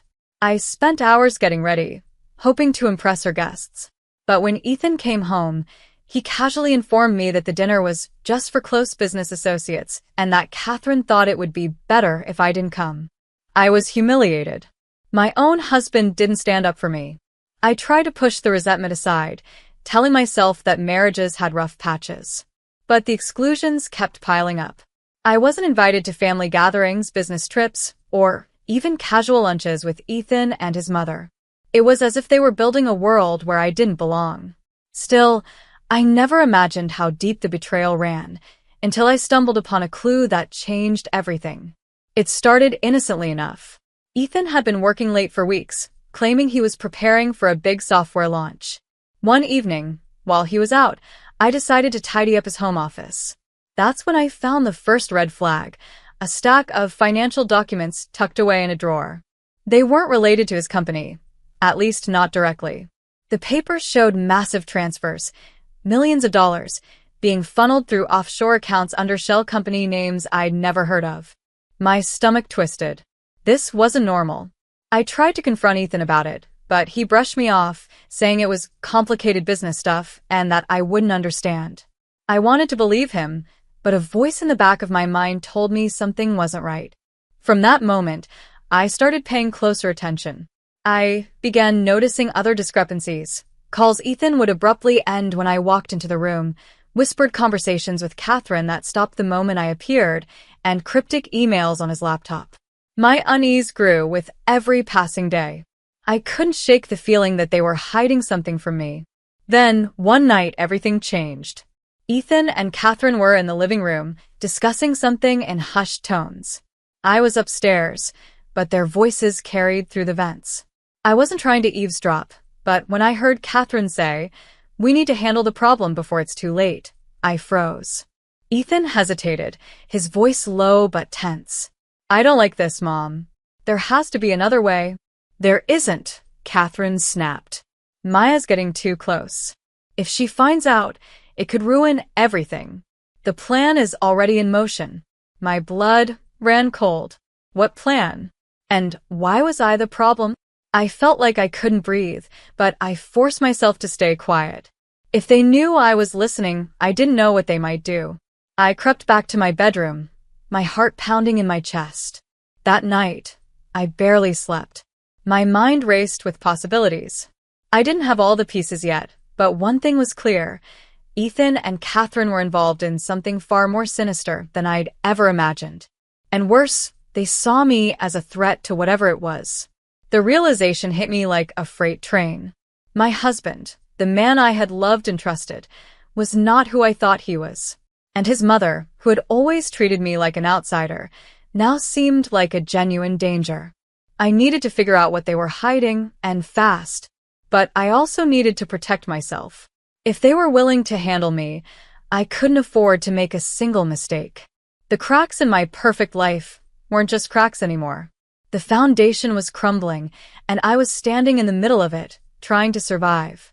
That was the moment I decided I wasn't going to be a victim. Whatever they were planning, I was going to expose the truth and make sure they paid for what they'd done. The morning after I overheard Ethan and Catherine's chilling conversation, I felt like I was walking on eggshells in my own home. I avoided Ethan as much as possible, pretending everything was fine while my mind churned with questions. What were they hiding? How far would they go to keep their secret? I knew I needed answers, but I also knew I had to be careful. One wrong move could cost me my life. I decided to confide in the only person I trusted completely, Rachel Morgan, my best friend since college. Rachel was everything I wasn't at that moment. Bold, grounded, and fiercely protective. She worked as a chef, and her practicality had always been a grounding force in my life. When I showed up at her restaurant after hours, she took one look at my pale face and knew something was wrong. "What happened?" she asked, pulling me into the office at the back of the restaurant. I hesitated, unsure where to begin, but eventually, the words poured out. I told her everything about the money transfers, the whispered conversations, and what I'd overheard the night before. Rachel's face darkened as I spoke. "Maya, this is serious. They're not just keeping secrets, they're planning something dangerous." "I know," I whispered, my voice trembling. "But I don't know what to do. If I confront them, they'll know I'm onto them. And if I don't," my voice trailed off, the unspoken fear hanging in the air. Rachel leaned forward, her expression fierce. "We need to gather evidence. Whatever they're hiding, we need proof. Do you still have those financial documents?" I nodded. "I kept copies. But I don't know if it's enough." "Then we'll get more," she said firmly. "You're not doing this alone." Over the next few days, Rachel and I worked in secret. I started paying closer attention to Ethan's behavior, noting every suspicious call, every whispered conversation. Rachel suggested I reach out to a private investigator she knew, a man named Tom Hayes. He was a retired detective, and while I was hesitant to involve someone I didn't know, Rachel insisted he could help. When I met Tom at a quiet cafe on the other side of town, I immediately felt a sense of relief. He was in his 50s, with a calm demeanor that put me at ease. After I explained the situation, he nodded thoughtfully. "If what you're saying is true, they're laundering a significant amount of money. And if they're talking about handling you, it means you're a liability to them. How much money are we talking about?" I asked, my stomach twisting. Tom pulled out a notepad, flipping through pages of notes I had given him. "Based on the documents you copied, at least $80 million. They're funneling it through shell companies and offshore accounts. It's a sophisticated operation." The number hit me like a punch to the gut. $80 million. How could Ethan and Catherine have built such an elaborate scheme without me knowing? And why had they involved me at all? Tom explained that using my name and clean financial record made their transactions look legitimate. I wasn't just a bystander, I was a pawn. I can start digging, Tom said. But you need to be careful. If they suspect you're onto them, they'll act fast. That night, I couldn't sleep. Every creak of the house made my heart race. Ethan came home late, as usual, his demeanor calm and collected. He kissed me on the cheek, acting as if nothing was wrong, and I fought the urge to flinch. How could he be so casual when I knew what he was capable of? Over the next week, I became an actress in my own life. I smiled when Ethan spoke to me, pretended to believe his lies, and acted as if nothing had changed. But inside, I was terrified. Rachel stayed by my side, helping me strategize and keeping me grounded. She even encouraged me to buy a small recording device and hide it in my purse. Just in case, she said. One evening, while Ethan was out, I decided to search his office again. My hands shook as I sifted through papers and opened drawers, careful not to disturb anything. That's when I found it, a folder labeled Personal. Inside were photos of me, taken without my knowledge. Some were recent, me leaving the grocery store, walking to work, sitting in the park. Each photo was marked with a date and time. My blood ran cold. But the most chilling item was a handwritten note, scrawled in Catherine's neat handwriting. Maya is becoming a problem. We need to move forward. I barely made it to the bathroom before I threw up. They weren't just keeping secrets, they were planning to get rid of me. The pieces were falling into place, and the picture they painted was horrifying. The next day, Catherine called me. Her voice was warm, almost too warm.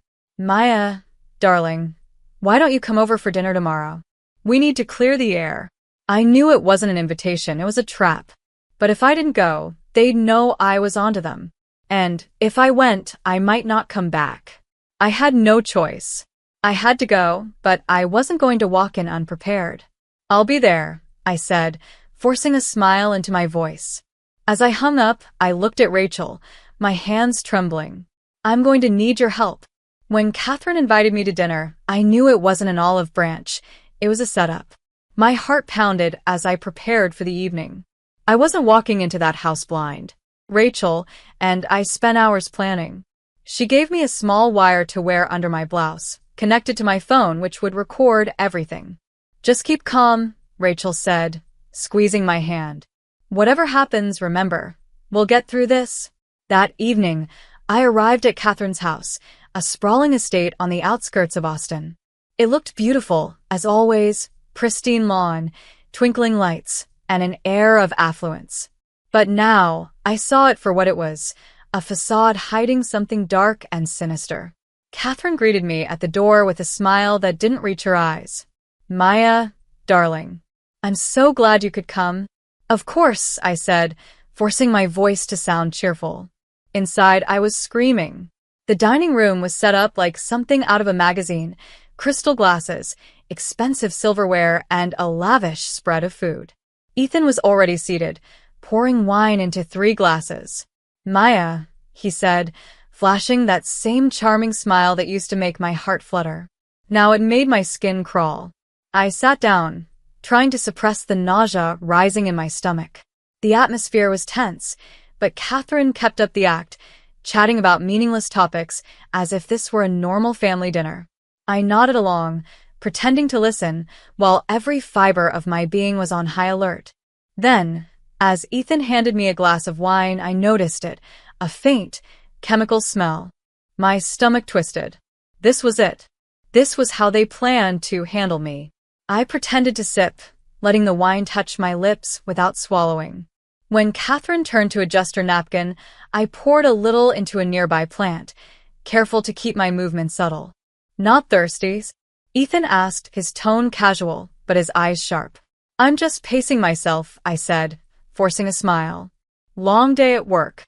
As dinner progressed, I became increasingly uneasy.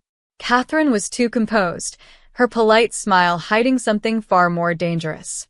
Ethan, on the other hand, was fidgety, glancing at me every few minutes. The tension was suffocating. Halfway through the meal, I excused myself to the bathroom. Once inside, I locked the door and took a deep breath, trying to steady my nerves. I activated my phone's recording feature, ensuring the wire was capturing everything. I needed proof, something concrete to take to the police. As I prepared to leave, I froze. Through the thin walls, I could hear Catherine and Ethan's voices in the dining room. "She didn't drink it," Catherine hissed, her tone cold and angry. "This is why we should have used the food." "She's not stupid, Mom," Ethan replied, his voice low and strained. "What if she suspects something?" Catherine's response sent a chill down my spine. "Then we'll force her to. Either way, we end this tonight." My hands were trembling so badly, I could barely hold my phone. They weren't just planning to poison me. They were prepared to do whatever it took to finish the job. I had to get out of there, now. I climbed out of the bathroom window, the small edge scraping my arms and legs as I squeezed through. The fall wasn't far, but the impact sent a jolt of pain through my ankle. Ignoring it, I ran across the lawn, my breath coming in ragged gasps. I didn't stop until I reached Rachel's car, parked discreetly down the street. Rachel's eyes widened as I climbed in, panting and shaking. "What happened?" "They tried to poison me," I said, tears streaming down my face. "I heard them. They were going to force me if I didn't drink it." We drove away in silence, my heart racing as I clutched the phone in my hand. I had the recording, proof of their plan to kill me. But even with the evidence, I knew this wasn't over. Ethan and Catherine weren't going to let me walk away without a fight. When Rachel and I got back to her apartment that night, I felt a mixture of fear and fury. They had tried to kill me, my own husband, and his mother. Any lingering doubts I had about Ethan's intentions were gone. I clutched my phone like a lifeline, knowing the recording was my only shot at justice. But I also knew I couldn't rest until they were stopped for good. Rachel stayed up with me as I played the recording over and over, each word solidifying the danger I was in. Catherine's cold, calculating voice was undeniable proof of their plan. When Ethan hesitated, she made it clear that eliminating me was a necessity. The thought of what could have happened if I had stayed at that table sent a shiver down my spine. The next morning, I called Tom Hayes, the private investigator. He agreed to meet us immediately. "Bring everything you have," he said. "We need to act fast." At Tom's office, I handed over the recording, the financial documents, and the photos I had found in Ethan's office. As he reviewed them, his expression grew darker. "This is worse than I thought," he said. "They're laundering $80 million, and they're using you as a cover. If this goes public, it'll bring down some powerful people." "What do we do?" I asked, my voice shaking. Tom leaned forward, his tone serious. "We take this to the authorities, but you need to be prepared. They'll come after you once they realize you've exposed them." Rachel squeezed my hand. "We'll handle it, Maya. You're not alone." Tom arranged a meeting with Detective Logan Bennett, a seasoned officer who had been investigating financial crimes in Austin. When I handed over the evidence, Logan listened to the recording with grim determination. "This is solid," he said. "We've been circling the Carter family for years, but this gives us exactly what we need." Over the next few days, the police moved quickly. They froze the accounts tied to Ethan's shell companies and gathered a task force to execute simultaneous arrests. I was placed under police protection, moving to a safe house while the operation unfolded. The thought of leaving Rachel behind terrified me, but she insisted I go. "Your safety comes first," she said firmly. The day of the arrests, I received updates from Detective Bennett. "We got Catherine at her charity office," he said. "She didn't see it coming. Ethan's another story. He put up a fight, but we've got him." I felt a rush of relief, but it was short-lived. That evening, I received a call from Bennett. "We found something," he said. "Catherine wasn't just targeting you. She had a contingency plan to frame Ethan if things went wrong. She left enough evidence to incriminate him, even if you didn't expose them." The realization hit me like a punch to the gut. Catherine had been willing to betray her own son to save herself. Their partnership wasn't built on trust. It was built on mutual exploitation. Their downfall was inevitable. With Ethan and Catherine in custody, I began the slow process of rebuilding my life.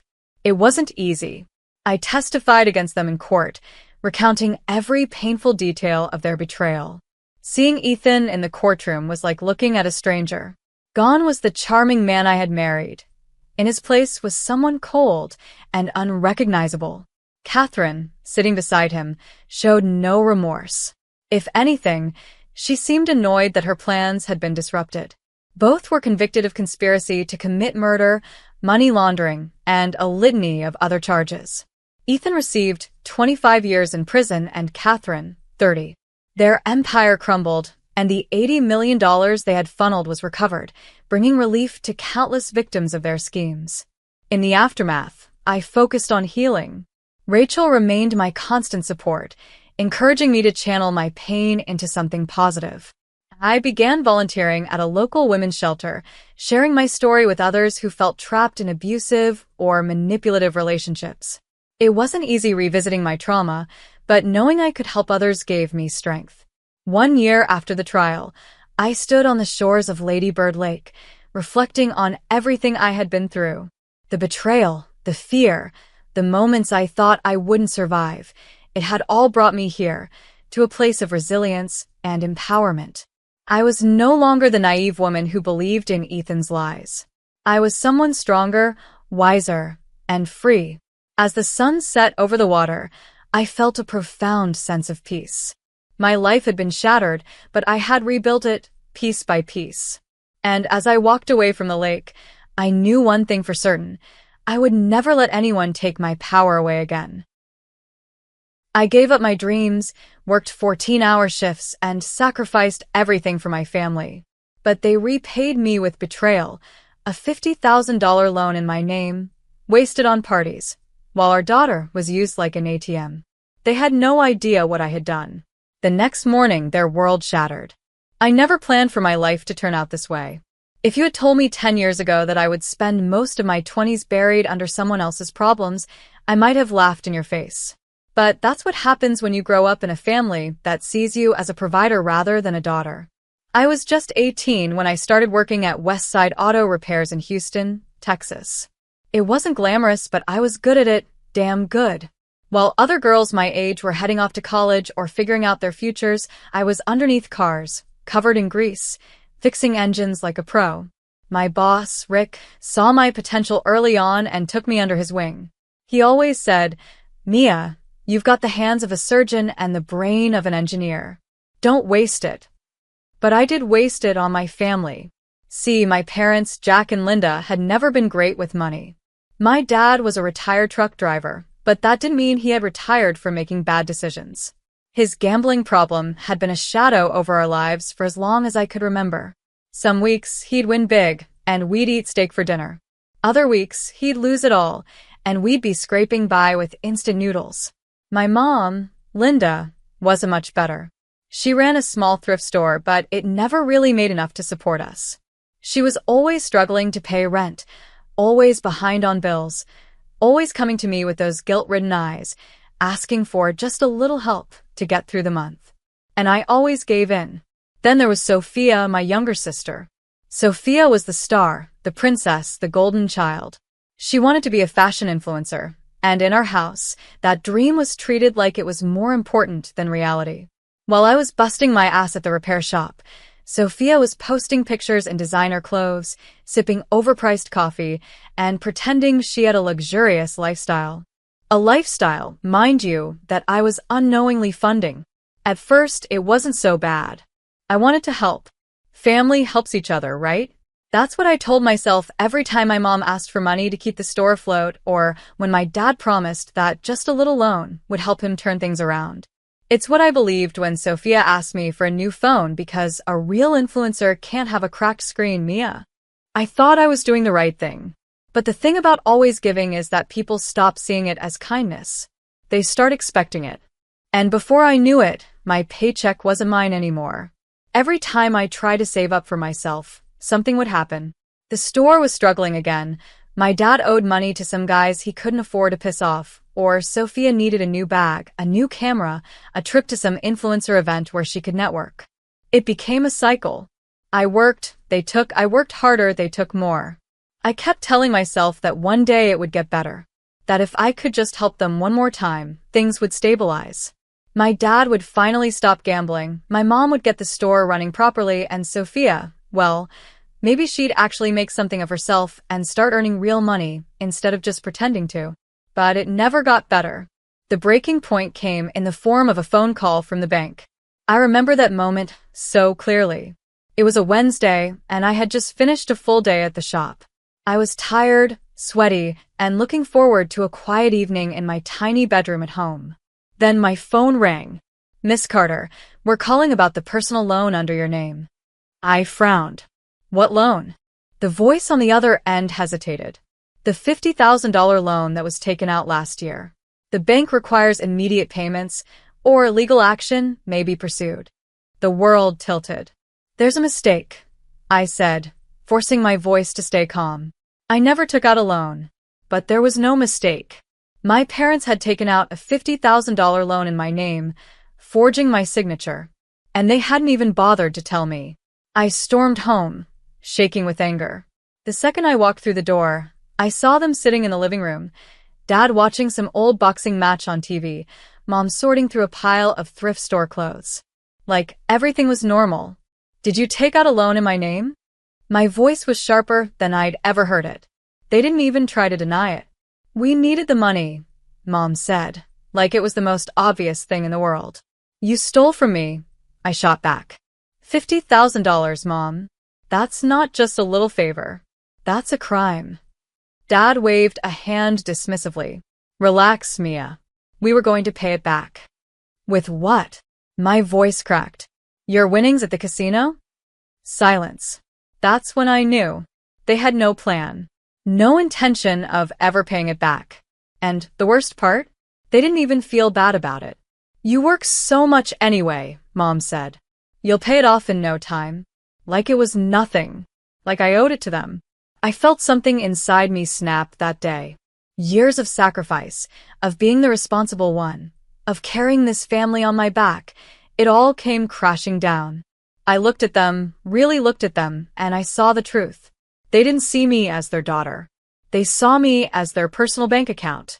And I was done. I don't remember how long I stood there, staring at them. My parents.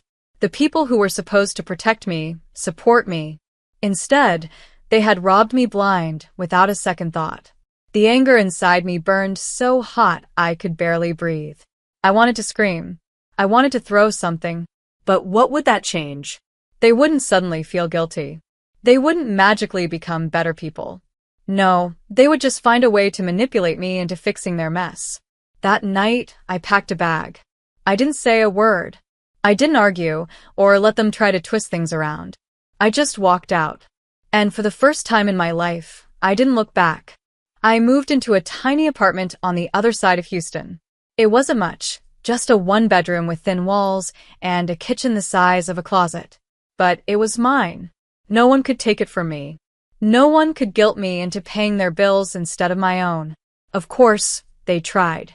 The first few weeks were filled with phone calls, voicemails, guilt trips disguised as concern. "Mia, we're struggling without you." "Mia, how can you just abandon your family?" "Mia, you know your father's health isn't great. The stress is getting to him." I ignored them all. For once, I put myself first. I started saving again for me this time.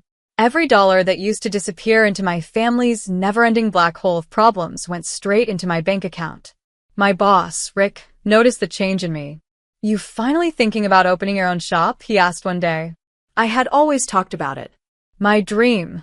A place where I could build custom cars, work on high-end restorations, be my own boss. But every time I got close, something pulled me back. Some new crisis, some new excuse to put my own future on hold.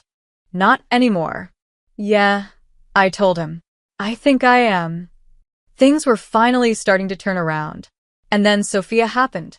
It had been months since I had any real contact with my family, but I still kept up with things through social media. It was impossible not to. Sophia made sure everyone knew how amazing her life was. She wasn't just an influencer, she was a brand. At least, that's what she wanted people to believe. She posted pictures in designer outfits, luxury vacations, expensive brunches with Houston's elite. But I knew the truth. Every handbag, every five-star dinner, every first-class plane ticket, she wasn't paying for any of it. Some of it came from brand sponsorships, sure. But most of it? It was just another scam. She'd borrow money from family members, never paying them back. She'd sweet-talk her way into exclusive events, pretending she was more important than she was. She even rented luxury cars and took pictures in front of mansions that didn't belong to her. She lied for a living. And people ate it up. Then one day, I saw something that made my blood run cold. Sophia had posted a picture of our parents, smiling in their thrift store. The caption? "So grateful for my amazing sister Mia, who always makes sure mom and dad are taken care of. Family first, always." And the comments flooded in. "You're so lucky to have such a supportive sister. Mia sounds like the best sibling ever. Family is everything." I wanted to throw my phone across the room. Family? Family? The same people who stole from me? The same sister who never worked a real job in her life?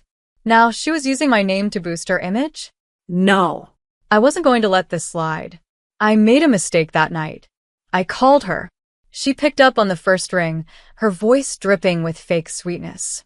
"Mia, it's been forever. How's my favorite big sister?" "Cut the crap, Sophia," I snapped.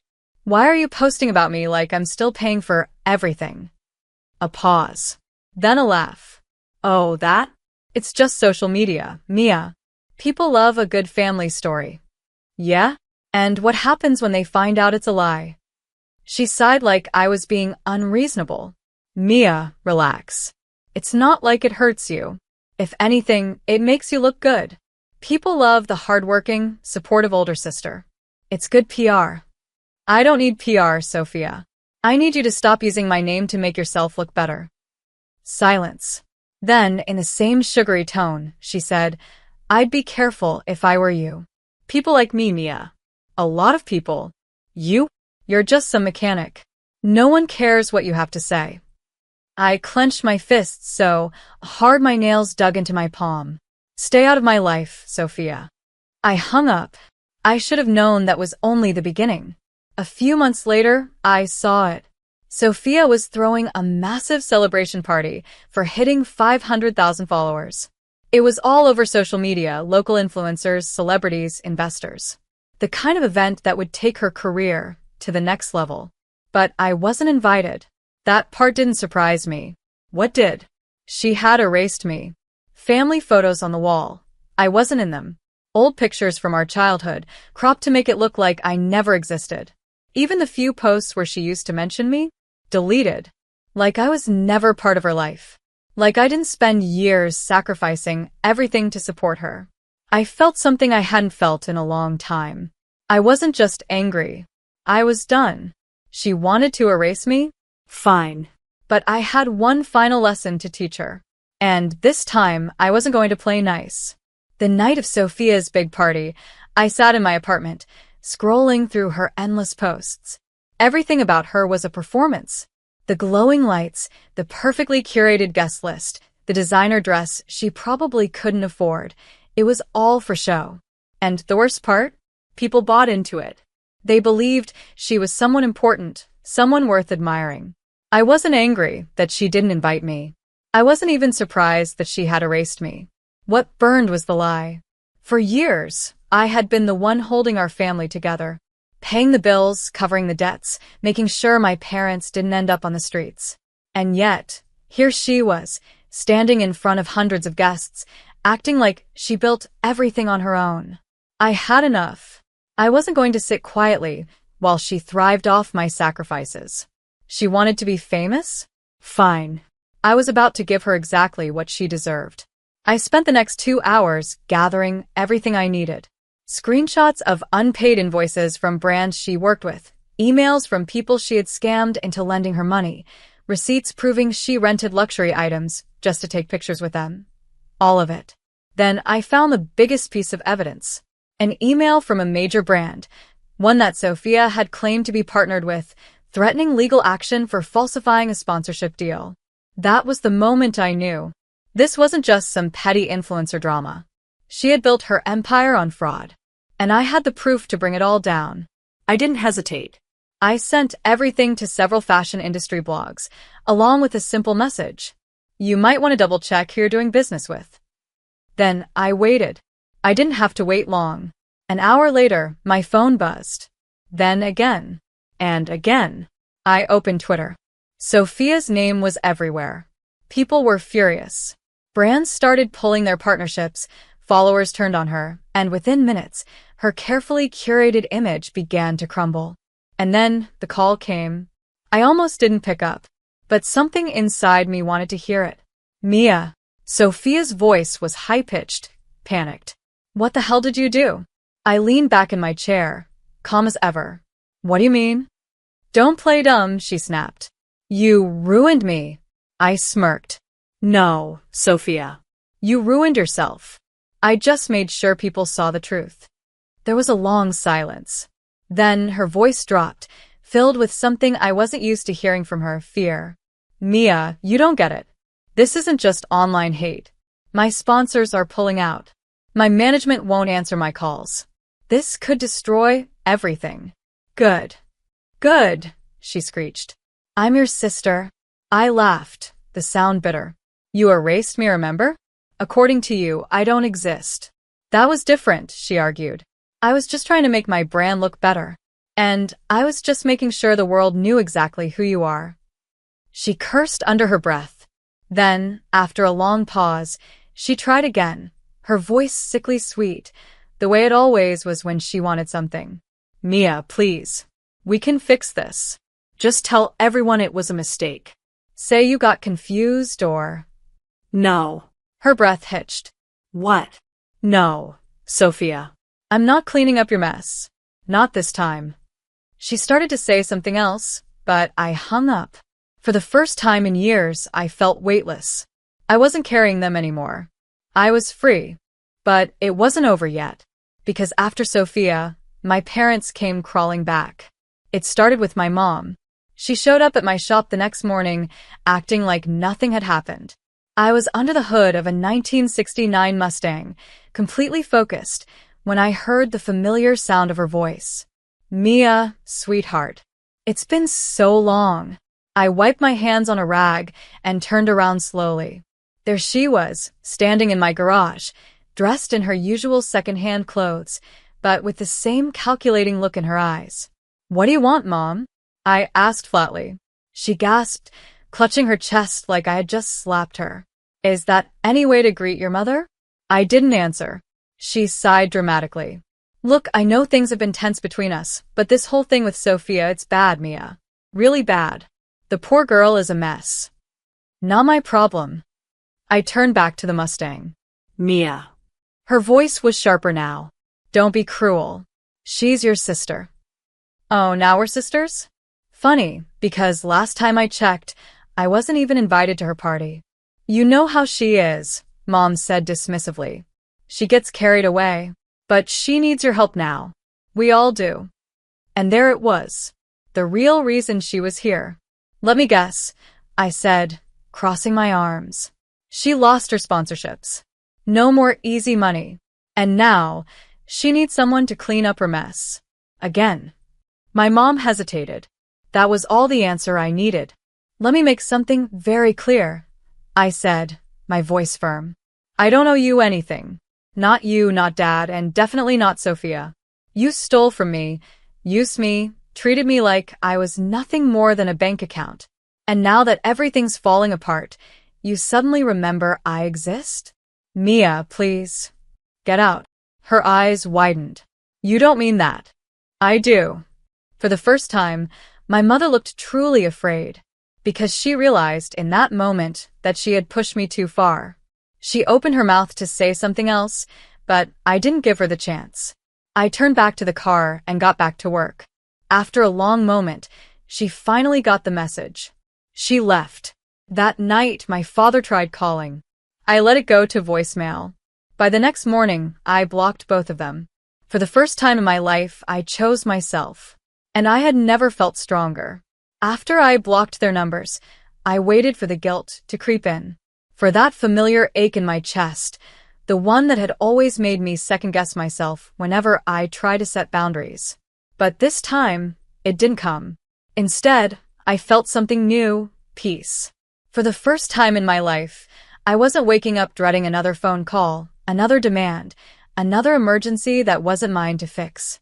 The silence was strange at first, but I got used to it quickly.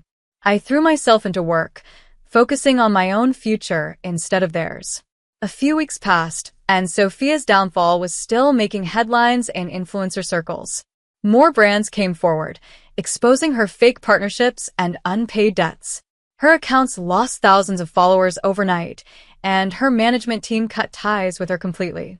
She tried to do damage control, of course, posted a long, teary-eyed apology video about being young and making mistakes.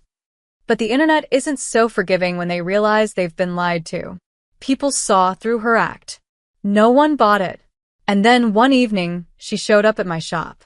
I heard the familiar sound of heels clicking against concrete before I even looked up. There she was, standing just outside the garage, looking nothing like the Sophia from Instagram. Gone was the designer clothing, the perfect hair, the expensive accessories. Instead, she looked tired, like she hadn't slept in days. I wiped my hands on a rag and leaned against the car I had been working on. "What do you want?" I asked, my voice calm, controlled. She hesitated. "Can we talk?" I didn't answer, just gestured toward the bench outside the shop. She walked over, sitting down like she had the weight of the world on her shoulders. For a long time, neither of us spoke. Finally, she let out a breath and said, "I lost everything, Mia." I didn't react. I just waited. My accounts are dead. My sponsors won't even return my emails. No one wants to work with me anymore. And Mom and Dad. She let out a bitter laugh. They're acting like this is all my fault. I raised an eyebrow. "Isn't it?" She flinched but nodded. "Yeah, I guess it is." Another long pause. "I thought they'd have my back," she admitted quietly. "I thought if things got bad, they'd help me. But the second the money dried up, they turned on me." I wasn't surprised. That's who they were. They'd use you until there was nothing left, then move on. The only reason they had stuck with Sophia for so long was because she was profitable, or at least she used to be. She stared down at the ground, picking at the hem of her shirt. "I don't know what to do, Mia." For the first time in years, she sounded like my little sister again. Not the influencer. Not the socialite. Just Sophia. And maybe once upon a time, that would have been enough. Maybe I would have given her another chance, helped her rebuild. But I knew better now. "That's not my problem," I said simply. She looked up, startled. "What?" "You heard me." I crossed my arms. "You want someone to clean up your mess? Go to Mom and Dad." "Oh wait, they need someone to take care of them now, don't they?" Her face crumpled. "Mia, please." No. I cut her off. "You made your choices. You burned every bridge. And now you want me to fix it? After everything?" Tears welled up in her eyes. "I was stupid, okay? I thought I was better than you, better than everyone. I got caught up in it all. But I see it now. I get it." I let out a slow breath. "Sophia, I don't hate you. But I can't help you." She wiped at her eyes, nodding slowly. "I understand," she whispered. And, for the first time in her life, I think she actually did. She stood up, hesitating for just a second, like she wanted to say more. But in the end, she just turned and walked away. I didn't stop her. She never called again after that. Neither did my parents. In the months that followed, I poured everything into my shop. Business was booming. People trusted me, respected me. I was no longer Mia the provider, Mia the ATM, Mia the forgotten sister. I was just Mia. And that was enough. I created a game-changing AI tool that turned our bankrupt firm into a $200 million empire. But on my wedding day, my dad gave the company to my college dropout stepsister. When I questioned him, he tossed me $20, laughing. "This is your value." I smiled and left in silence. But the next morning, when they reached the office, I never imagined that my wedding day, The moment that was supposed to be the happiest day of my life would turn into the day I lost everything I had worked for. But that's how life works sometimes. The people you trust the most are the ones who betray you in the most brutal ways.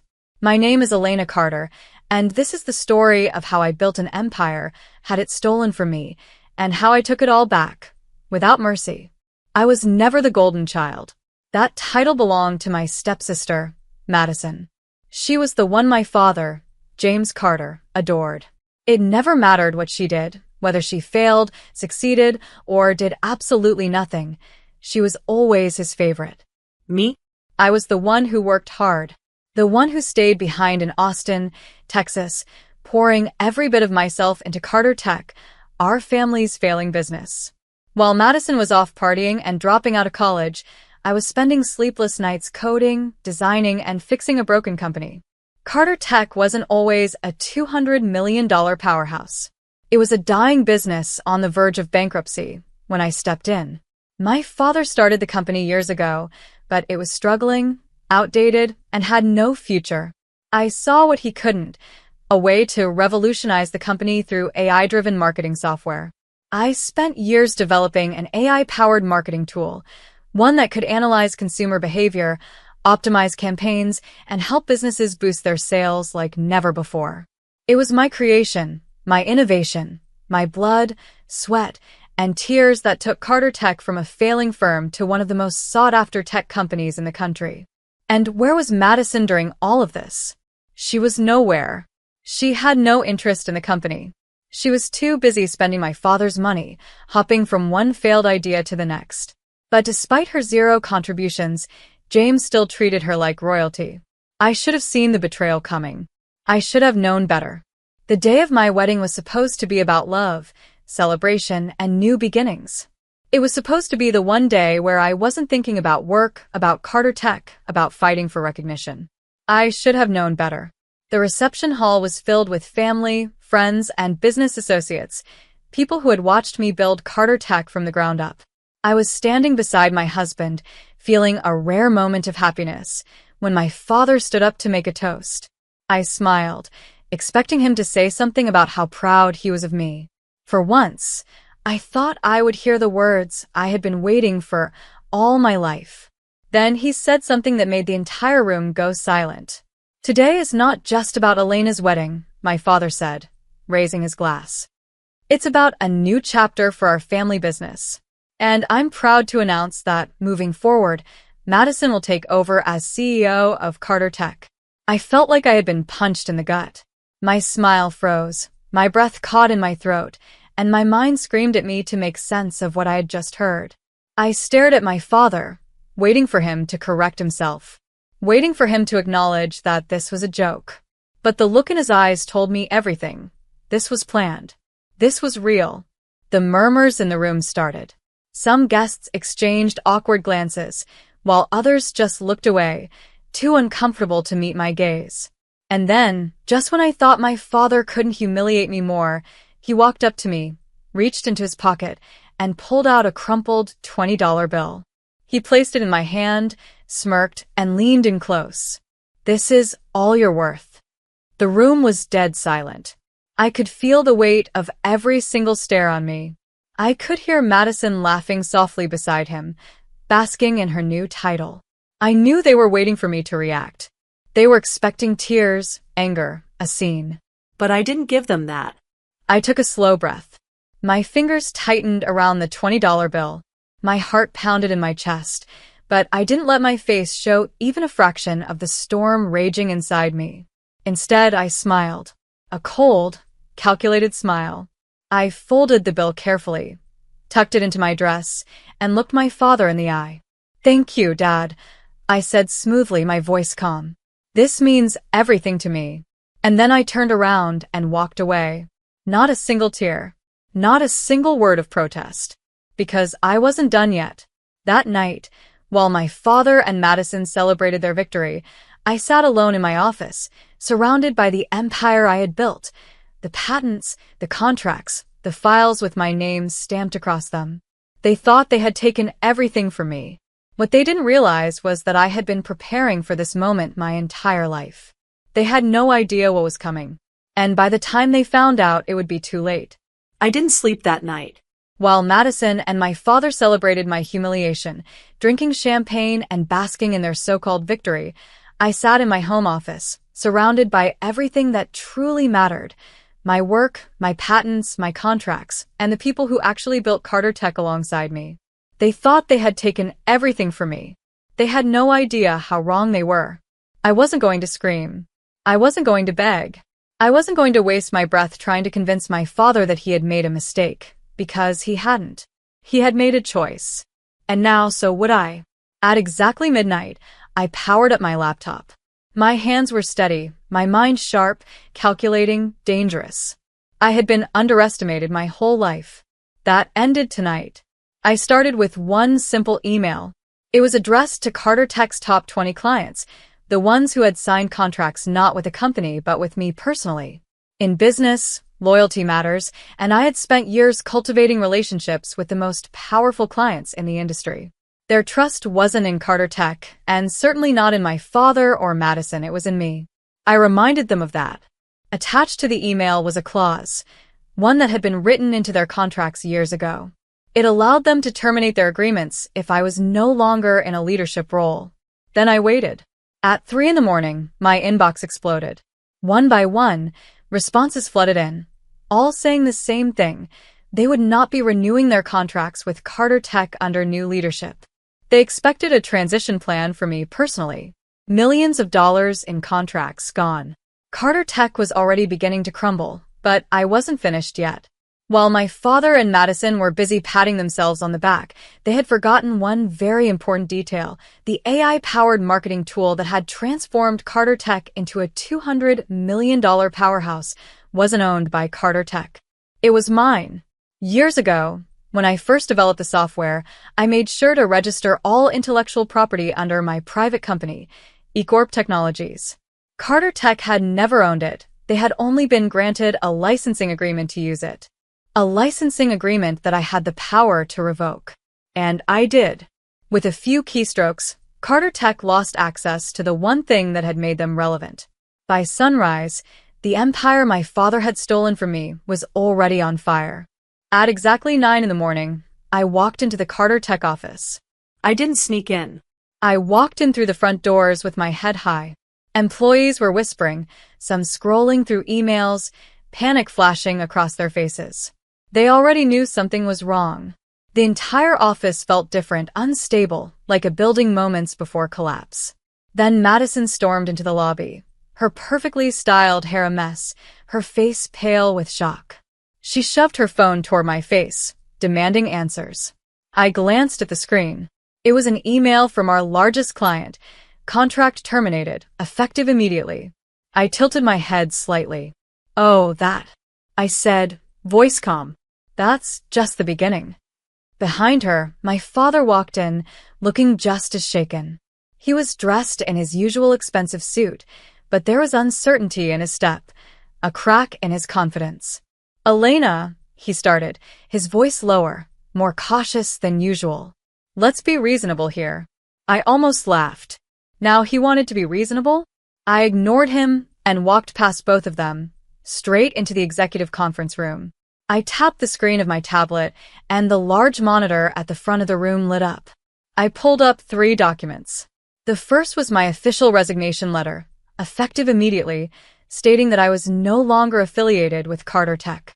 The second was a file of termination clauses signed by our top clients, showing they were walking away from the company because I was gone. The third was the legal ownership papers proving that the AI software, the very foundation of the company, was mine, and their license had just expired. I turned to face them. You wanted me out, I said smoothly, watching the color drain from their faces. Congratulations. You got your wish. My father looked at the documents, his hands shaking slightly. His voice was lower now, almost pleading. We can fix this, Elena. Let's talk. Talk. I repeated, raising an eyebrow. Like you talked to me at my wedding? When you handed me $20 and told me that's all I was worth. Madison's smirk was long gone. She whispered, You did this on purpose. You planned this. I met her furious gaze with an icy calm. No, Madison. I spent 10 years building this company, and you and Dad took it from me in one night. I leaned forward, locking eyes with her. I just took it back. Before either of them could respond, the CFO knocked on the door. His face was pale as a ghost as he turned to my father. James, we have a serious problem. Our investors are pulling out. Employees are resigning. And without Elena's software, we have nothing. A heavy, suffocating silence filled the room. My father, the man who once smirked and told me I was worthless, was now watching everything he owned burn to the ground. Madison, the so-called CEO, was frozen in place, realizing that without me, she was nothing but a title with no power. I grabbed my purse, straightened my jacket, and walked toward the door. Right before I stepped out, I turned back to look at them one last time. I reached into my pocket, pulled out the crumpled $20 bill my father had given me at my wedding, and held it up. By the way, I said, voice dripping with amusement, I won't be needing this. Then I dropped it on the table, turned around, and walked out. I never looked back. When I walked out of Carter Tech that morning, I knew I was never coming back. I had burned it all down. My father's arrogance, Madison's delusions, the entire empire they thought they had stolen from me. They had no idea how much damage had already been done, but they were about to find out. The real storm was just beginning. By noon, the news had spread like wildfire. The business world was buzzing with shock as reports flooded in. Carter Tech loses its top clients overnight, company in crisis. CEO shakeup leads to mass employee resignations. Exclusive, Carter Tech's AI software ownership dispute. What happens now? The media ate it up. Investors panicked. Employees scrambled to figure out their next moves. Stock values plummeted. And my father? He was drowning. At 1 p.m., my phone buzzed. James Carter. I let it ring. Then came Madison. I let that one ring too. I had nothing left to say to them, but I wasn't done watching them fall. By 3 p.m., I was sitting in my new office, a sleek, glass-walled space in the heart of downtown Austin. It was smaller than Carter Tech's, but it was mine. eCorp Technologies was officially launched, and my core team, the developers, engineers, and top executives who had followed me, were already setting up operations. I sipped my coffee as I watched Carter Tech's stock crash in real time. It was almost poetic. Then, at 4 p.m., the moment I had been waiting for arrived. A live press conference. James Carter stood at the podium, his usual confident smirk replaced with tight lips and tired eyes. Madison stood beside him, pale and shaken. The cameras flashed. Reporters shouted, "Mr. Carter, is it true that Carter Tech has lost 80% of its major clients overnight? What is your response to reports that your former executive, Elena Carter, now owns all of the AI software rights? Is Carter Tech going bankrupt?" James cleared his throat, forcing a weak smile. "There have been some recent challenges, but Carter Tech remains strong. We are working on solutions." "Are you in talks with Elena Carter to restore the company?" someone asked, and James visibly flinched at my name. That was all I needed to see. They had lost. Later that evening, I received a text. From Madison. "Elena, meet me. Please. Just one conversation." I stared at the message. I almost laughed. For years, Madison had treated me like I was nothing. She had stood next to my father as he ripped my success away from me. She had laughed at my humiliation on my wedding day. And now? Now she was begging. I decided to meet her, not because I cared about what she had to say, but because I wanted to see it for myself. We met at a quiet restaurant, someplace she had picked, probably hoping no one would see her. When she walked in, she didn't look like the confident, arrogant woman who had taken the CEO title from me. She looked defeated. Her usual expensive designer dress was replaced with something simple. Her makeup was lighter. Her voice was softer. I let her sit first. I took my time before speaking. "So," I said finally, leaning back in my chair. "What do you want?" She hesitated, stirring her drink like she was searching for words. I didn't know. she finally said. I had no idea about the contracts, about the software, about any of it.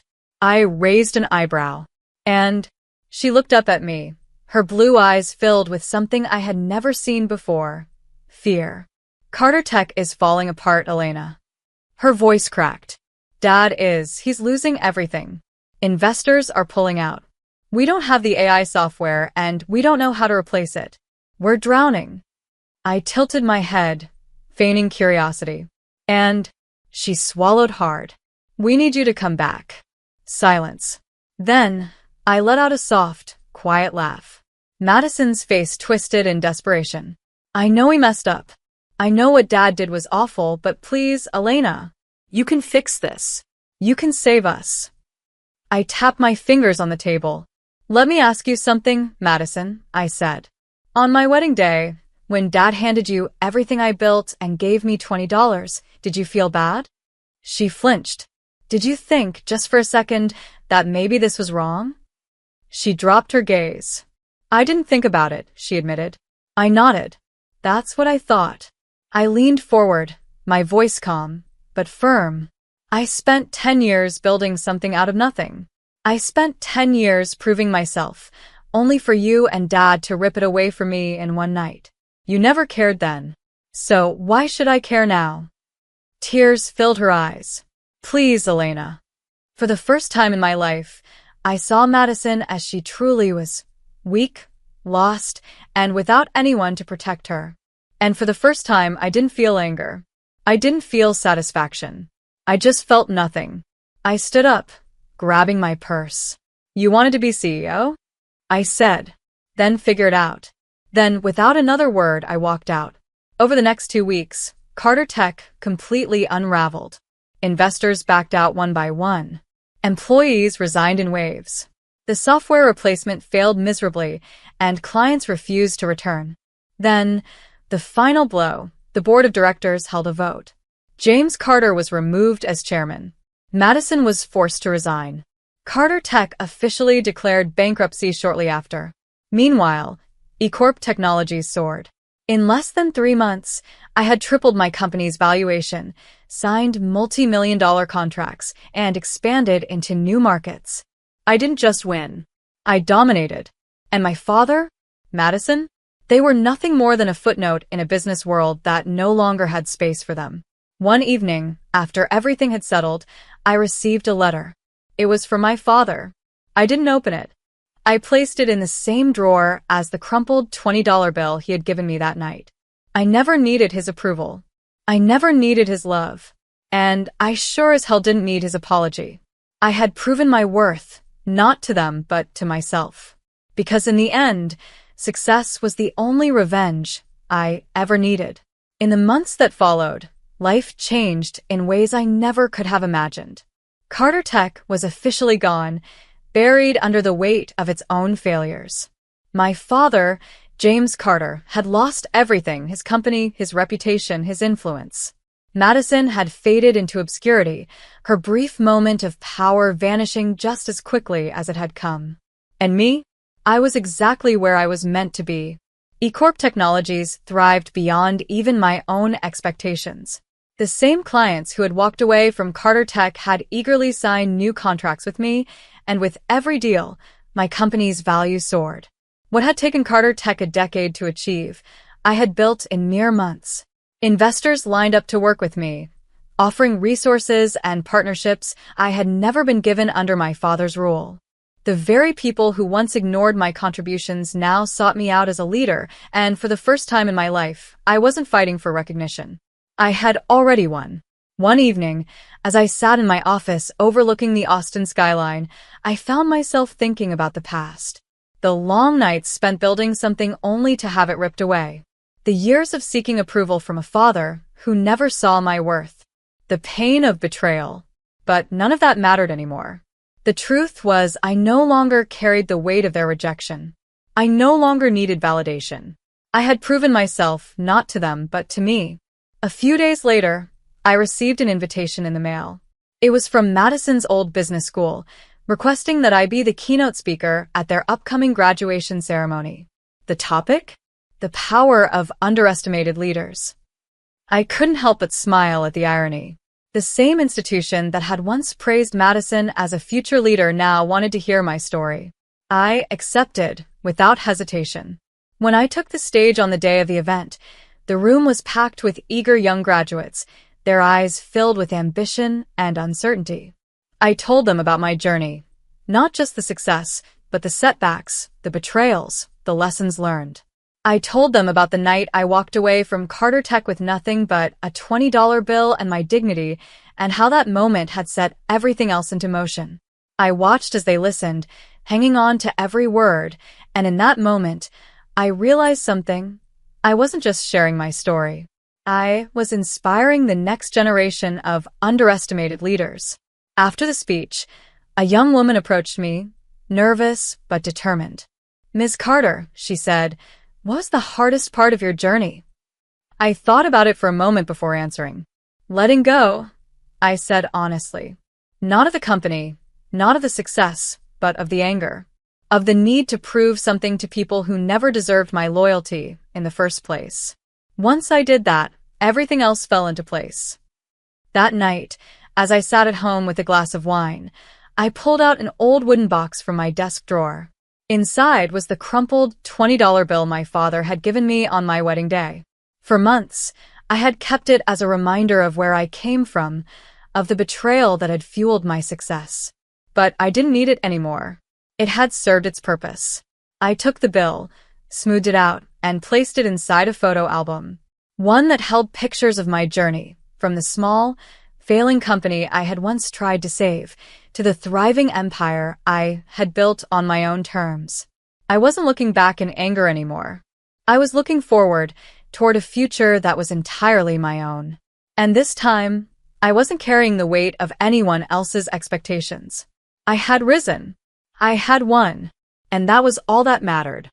When I exposed my husband's $50 million illegal offshore accounts, my cruel mother-in-law locked me in the basement and set the house on fire. They both laughed, thinking they had ended my life. But I survived, and the very next day, I returned with a shocking revenge they never saw coming. I never imagined my life would take such a dark and twisted turn.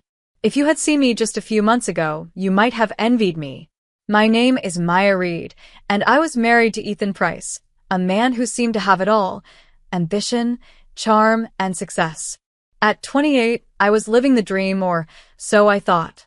As an investigative journalist, I had built my career exposing lies and corruption. But I never thought I'd find those same things lurking in my own home. When I married Ethan 2 years ago, he was everything I could have asked for: supportive, caring, and endlessly driven. But there was always a shadow looming in the background: his mother, Catherine Price. She was a force to be reckoned with. At 50, Catherine was a former lawyer turned socialite, known for her sharp tongue and even sharper mind. She had a way of making me feel small, like I wasn't good enough for her son. Ethan always brushed it off, telling me she was just overprotective. I tried to believe him, but deep down, I knew Catherine didn't like me. Our marriage started to change when Ethan's business began booming. He was involved in real estate development, and his deals were growing bigger and more complex. At first, I was proud of him. But as time went on, I noticed he was becoming secretive. He would take calls late at night and lock himself in his office for hours. I chalked it up to the pressures of work, but a nagging feeling told me something wasn't right.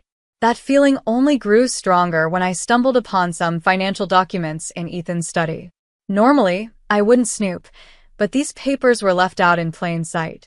They detailed a series of offshore accounts worth $50 million. At first, I didn't know what to make of it. Why would Ethan have money hidden in accounts I'd never heard of?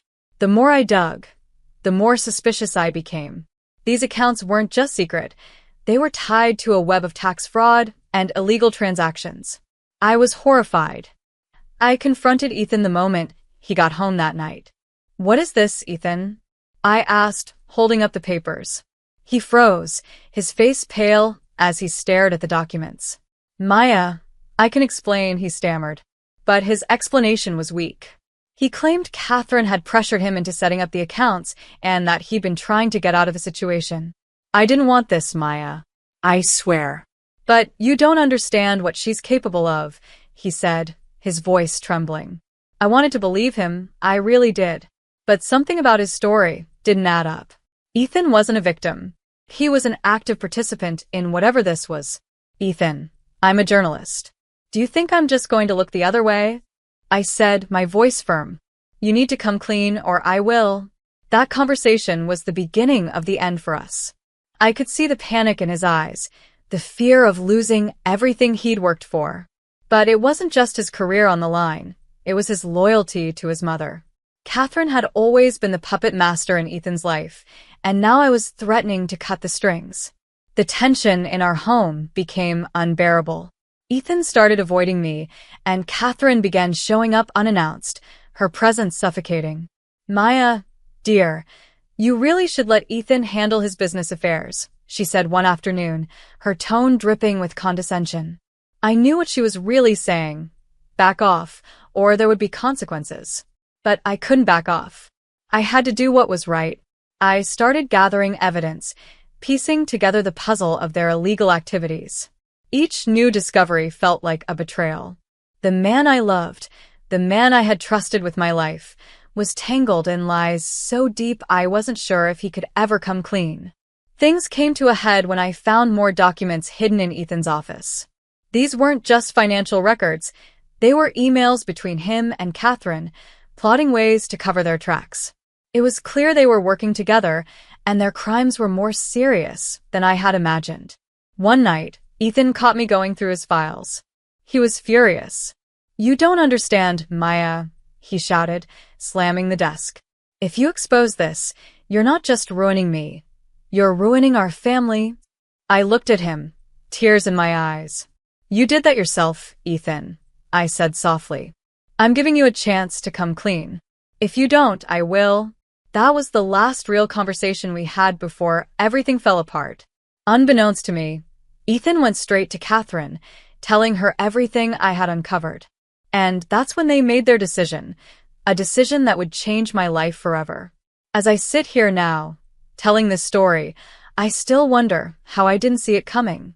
The warning signs were there, but I ignored them because I loved Ethan. I wanted to believe he was the man I married, not the man who would betray me in the worst possible way.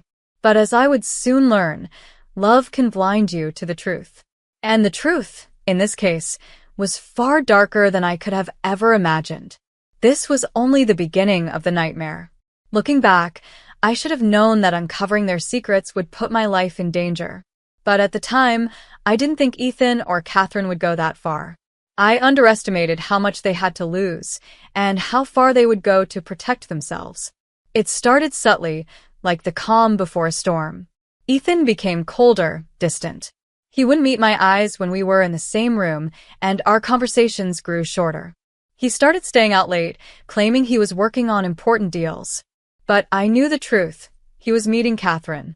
I could feel it, the way a prey animal senses a predator watching from the shadows. One evening, Catherine called and invited me to dinner at their family mansion. We need to talk, Maya, she said, her voice uncharacteristically sweet. I want us to clear the air. I know things have been tense between us, and I think it's time we start fresh. The invitation set off every alarm bell in my head. Catherine had never been the type to clear the air. Still, I decided to go. I needed answers, and maybe, just maybe, I could find a way to reason with her. I told myself I was prepared for whatever she had planned. I was wrong.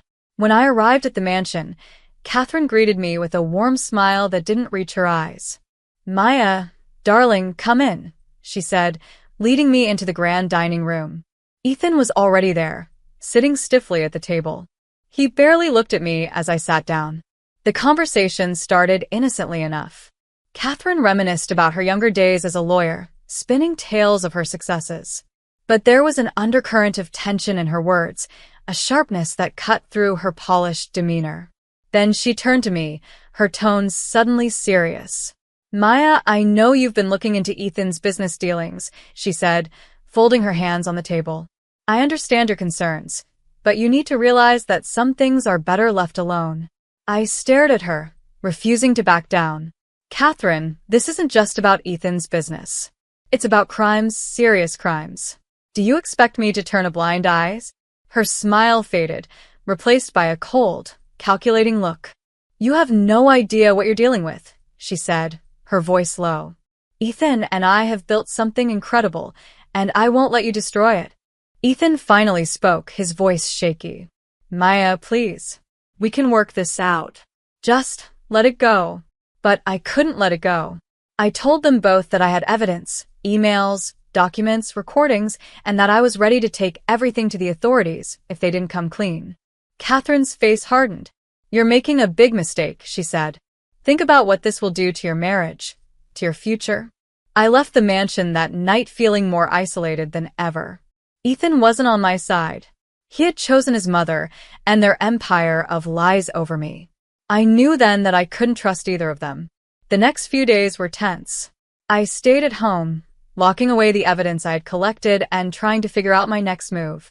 I didn't know it at the time, but Catherine and Ethan were already planning their next move, and it was far more ruthless than I could have imagined. One evening, I noticed a car parked across the street from our house. It was dark, but I could see the silhouette of someone sitting inside.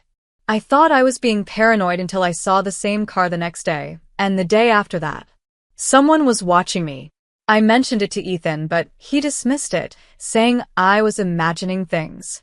A few days later, Catherine called again. Maya, I've been thinking about our last conversation, she said. I know we didn't see eye to eye, but I want to make things right. Why don't you come over for dinner again? Just you and me. Ethan won't be there. It'll give us a chance to really talk. I didn't trust her, but I agreed. I thought maybe I could get more information from her, something that would strengthen my case. But when I arrived at the mansion, something felt off. The house was eerily quiet, and Catherine's usual staff was nowhere to be seen. She greeted me with her usual charm, but there was a coldness in her eyes. Follow me, she said, leading me down a hallway I hadn't been in before. She opened a door and gestured for me to enter. It was a basement, dimly lit and cluttered with old furniture and boxes. Before I could react, I felt Ethan's hands on my shoulders, shoving me forward. I stumbled down the stairs, landing hard on the cold cement floor. The door slammed shut behind me, and I heard the lock click. Ethan. Catherine, I shouted, pounding on the door. What are you doing? Their voices drifted through the baby monitor Catherine had accidentally left near the door, their plan unfolding in chilling detail. She knows too much, Catherine said. We'll set the fire tonight. By morning, it'll all be over. My heart raced as I realized the truth. They were going to kill me. They didn't just want to silence me. They wanted to erase me completely. The nightmare was far from over, and I knew I had to find a way out before it was too late. It's strange how time slows when you realize your life is in danger. Sitting in that cold, damp basement, my mind raced through every possibility, every escape route. Ethan and Catherine's voices echoed faintly through the baby monitor they had carelessly left behind. They were upstairs, calmly discussing their plan to burn the house down with me inside. She'll never get out, Catherine said confidently. By morning, there won't be anything left. No evidence, no Maya. Ethan hesitated. I never thought it would come to this. I didn't want to hurt her. You should have thought about that before you married someone so nosy, Catherine snapped. We do what we have to. Now go finish your part. Hearing Ethan's voice cut through me like a knife. The man I loved, the man I had trusted, was helping his mother kill me. I felt a mix of anger and heartbreak, but there was no time for emotions. I had to focus on getting out. I scanned the basement, looking for anything that could help me escape. The walls were made of thick concrete, and the door was solid wood, bolted from the outside. I tried screaming, pounding on the door, but it was no use. The mansion was too far from any neighbors to hear me. Then I spotted it, an old utility pipe running up the wall. It looked rusted and narrow, but it might lead to the surface. I grabbed a heavy metal rod from a pile of junk and pried the pipe's cover off. The opening was barely big enough to squeeze through, but it was my only chance. The climb was grueling. The pipe was cold and damp, and the metal edges scraped my hands and knees. I had to use every ounce of strength. I had to pull myself up, inch by inch. I could feel my muscles burning, my heart pounding in my chest, but I couldn't stop. If I stopped, I would die. As I climbed, I heard the faint crackle of flames and the smell of smoke. They had started the fire. Panic surged through me, and I pushed myself harder. The smoke grew thicker, and I struggled to breathe, but I kept going, clinging to the hope of survival. Finally, I saw light. The pipe opened up just outside the mansion, near a cluster of bushes. I pulled myself out, coughing and gasping for air, my body shaking from exhaustion and fear. The house was already engulfed in flames, the fire spreading rapidly. I crouched behind the bushes, watching as Ethan and Catherine stood near their car, silhouetted against the blaze. "She's gone," Catherine said, her voice cold and triumphant. "We're safe now." Ethan didn't respond. He just stared at the flames, his face pale and expressionless.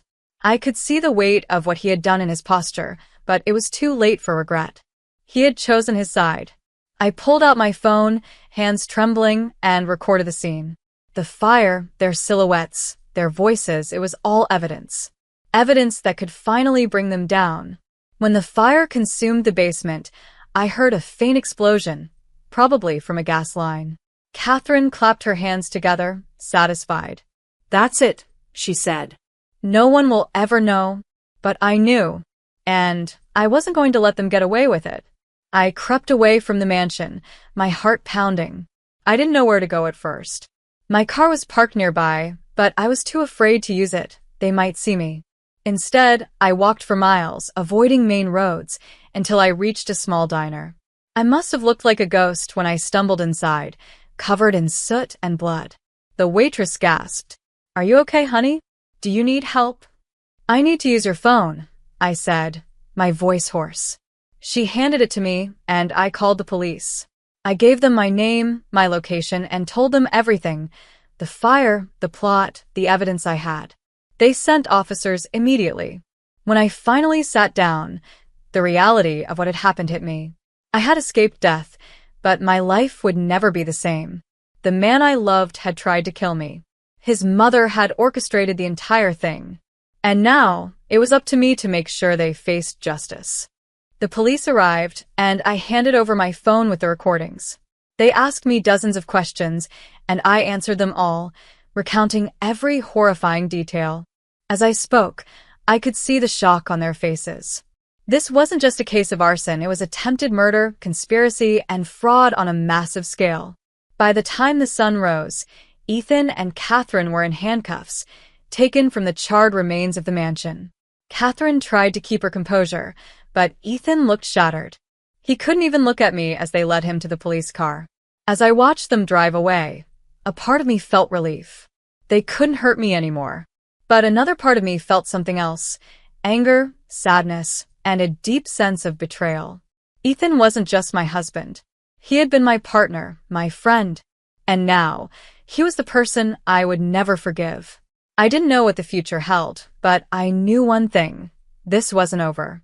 The truth had come to light, but there was still so much more to uncover. Catherine's lies ran deep, and I was determined to uncover every last one of them. This was my fight now. And I wasn't going to lose. The sight of Ethan and Catherine being taken away should have brought me peace, but it didn't. Their arrest was just the beginning. The tangled web of lies, betrayal, and manipulation was deeper than I could have ever imagined, and I wasn't ready for what was yet to come. In the days that followed, I worked closely with the police. The evidence I provided, the baby monitor recording, the footage of the fire, and the documents I had collected, was overwhelming. Catherine and Ethan were charged with attempted murder, arson, and a slew of financial crimes. The media caught wind of the story, and it quickly became a sensation. Headlines painted Catherine as a calculating mastermind and Ethan as her loyal pawn. But the more the police uncovered, the clearer it became that Ethan wasn't just a pawn. During his interrogation, Ethan broke down and revealed the full extent of their crimes. He confessed to setting up the offshore accounts, laundering money, and even being complicit in the mysterious deaths of some of Catherine's former business associates. He claimed Catherine had manipulated him for years, using guilt and threats to control him. But in his confession, Ethan also revealed something that shattered me further. "She always knew too much," Ethan said, his voice trembling. Maya wasn't supposed to survive that fire. It wasn't just about protecting the money, it was personal. My mother, she hated her. The words felt like a knife to my heart. Catherine's disdain for me had always been obvious, but hearing it so plainly, so cruelly, was unbearable. She didn't just want to silence me. She wanted me erased, like I had never existed. Catherine, of course, wasn't going down without a fight. She denied everything, blaming Ethan for the crimes and painting herself as an innocent bystander. "My son has always had a troubled mind," she said during her interrogation. "He's lying to save himself." Her cold, detached demeanor didn't waver, even as the evidence piled up against her. Their alliance shattered in that interrogation room. Ethan and Catherine turned on each other, each desperate to save themselves. Catherine accused Ethan of acting on his own, while Ethan exposed even more of Catherine's dark deeds.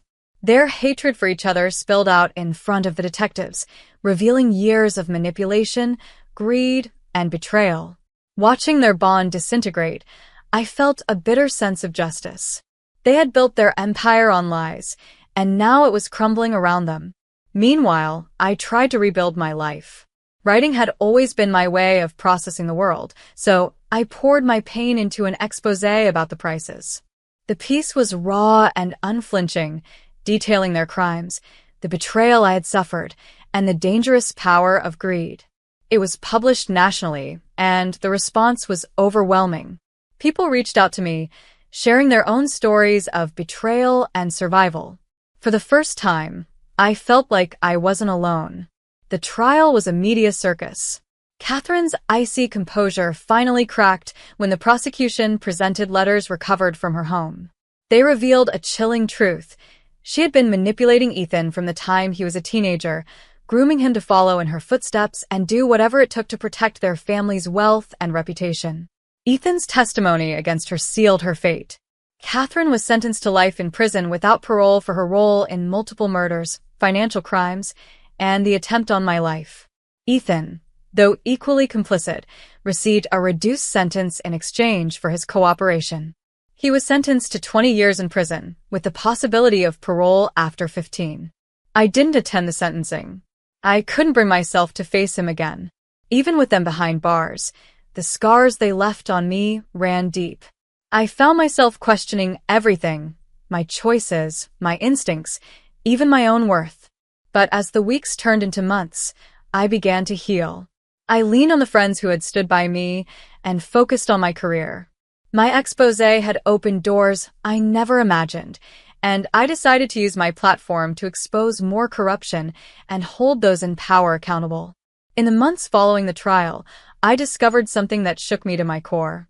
While going through some of the recovered documents, I found letters from Catherine to an unknown associate, hinting at other crimes and accomplices. It was clear that Catherine's web of lies extended far beyond what we had uncovered. The letters hinted at another hidden account and even more victims. My fight wasn't over. As I sit here telling you my story, I've realized something important. Survival isn't just about escaping danger. It's about rebuilding, about refusing to let betrayal define you. Ethan and Catherine tried to destroy me, but they failed. I'm still here, stronger and more determined than ever. This isn't the end of my story. If anything, it's the beginning of a new chapter. One where I use the lessons I've learned to fight for truth and justice. And while the pain of their betrayal will always linger, I won't let it consume me. I am Maya Reed, and I am a survivor. At a family dinner, my father dropped a bombshell. My stepbrother, a horse rider, was the new CEO. My stepmom laughed, thinking they had won. But they had no clue about my secret revenge plan, and when I struck the next day, their world turned upside down. I never thought betrayal could come from my own father, but life has a way of showing you who people truly are. For 4 years, I worked tirelessly alongside my father, William Carter, at Carter Holdings, believing that one day, all my hard work would pay off. I studied every aspect of real estate development, from finance to project management, ensuring that when the time came, I would be ready to take over. With an MBA and hands-on experience, I had proven myself capable, but none of that mattered when my father made the decision that changed everything. It happened on a warm summer evening at our family estate in Chicago. My father had invited everyone for a formal dinner, something he rarely did. The dining room was filled with expensive wine, fine china, and the usual fake smiles from my stepmother, Miranda Whitmore, who had mastered the art of pretending she cared about anything other than herself and her son. My 24-year-old stepbrother, Brandon Whitmore, sat across from me, lazily swirling his drink, looking as disinterested as ever.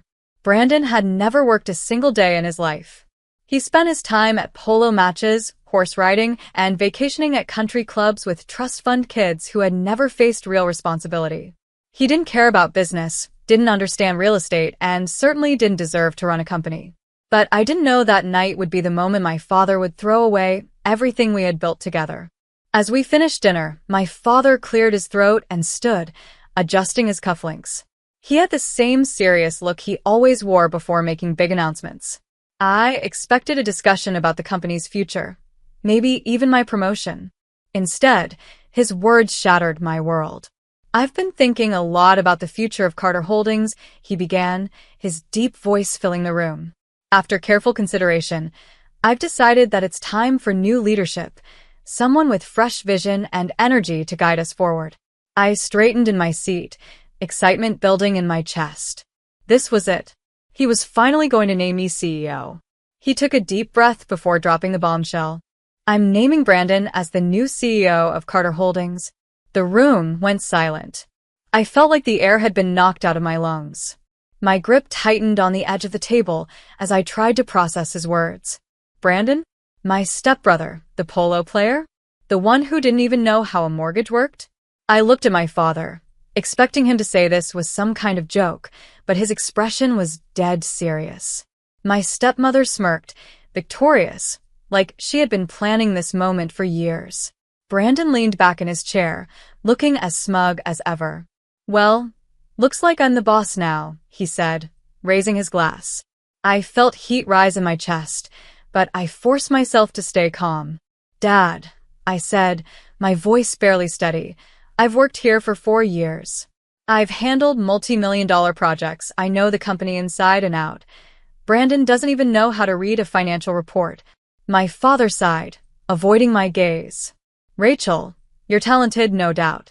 But Brandon has a certain charisma that will help modernize the company. Investors will trust him."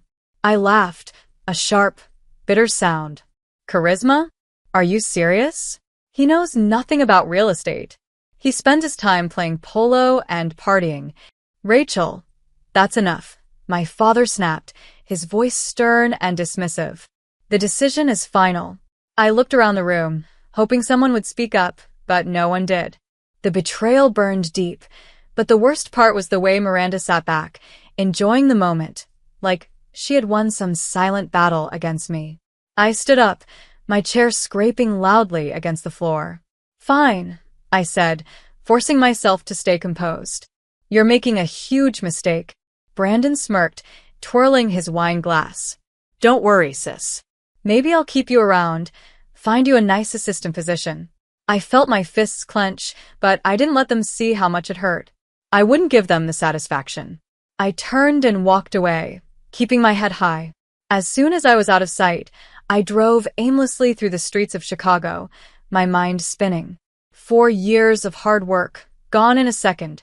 Everything I had sacrificed, every late night, every project, I had been thrown away like I was nothing.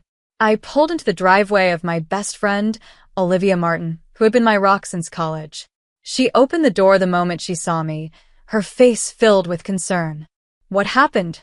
she asked. I took a shaky breath. "He gave it to Brandon," I said, my voice breaking. "Everything. The company. The title. My future." Olivia's eyes widened in shock. "What?" "He gave the company to Brandon? The same Brandon who thinks ROI means riding over ice?" A bitter laugh escaped me. "Yep. "That's the one." She pulled me inside and poured me a drink. "Rachel, You're not just going to let this happen, are you? I shook my head. No. But I need to think. For the first time in my life, I didn't have a plan. That's when Olivia suggested, you need to talk to Henry Lawson. Your grandmother was always protective of you. Maybe she left something behind. I wiped my tears and nodded. Tomorrow, I said, gripping the glass tightly. Tomorrow, I find out if there's a way to take back what's mine. Little did I know that conversation would change everything. The next morning, I woke up with a splitting headache and a fire burning in my chest. Betrayal had a way of keeping you up at night, but today wasn't about drowning in self-pity.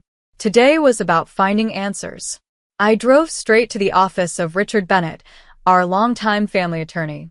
He had been handling Carter Holdings' legal matters for years and had known my grandmother, Eleanor Carter, better than anyone.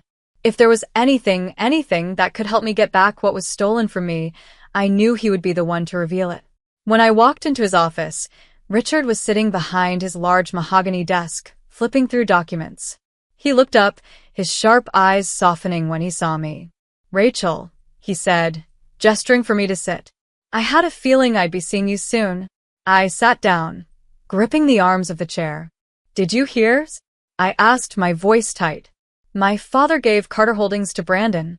Richard sighed and nodded. "I did. And I can't say I'm surprised." He folded his hands, leaning forward. "But I suspect you're not here to just talk about it. You want to know if there's anything you can do?" I nodded. My grandmother, she always believed in me. She knew how much I loved this company. She must have seen this coming. Did she leave anything for me? Any legal documents that can challenge this? Richard's gaze turned serious. Actually, she did.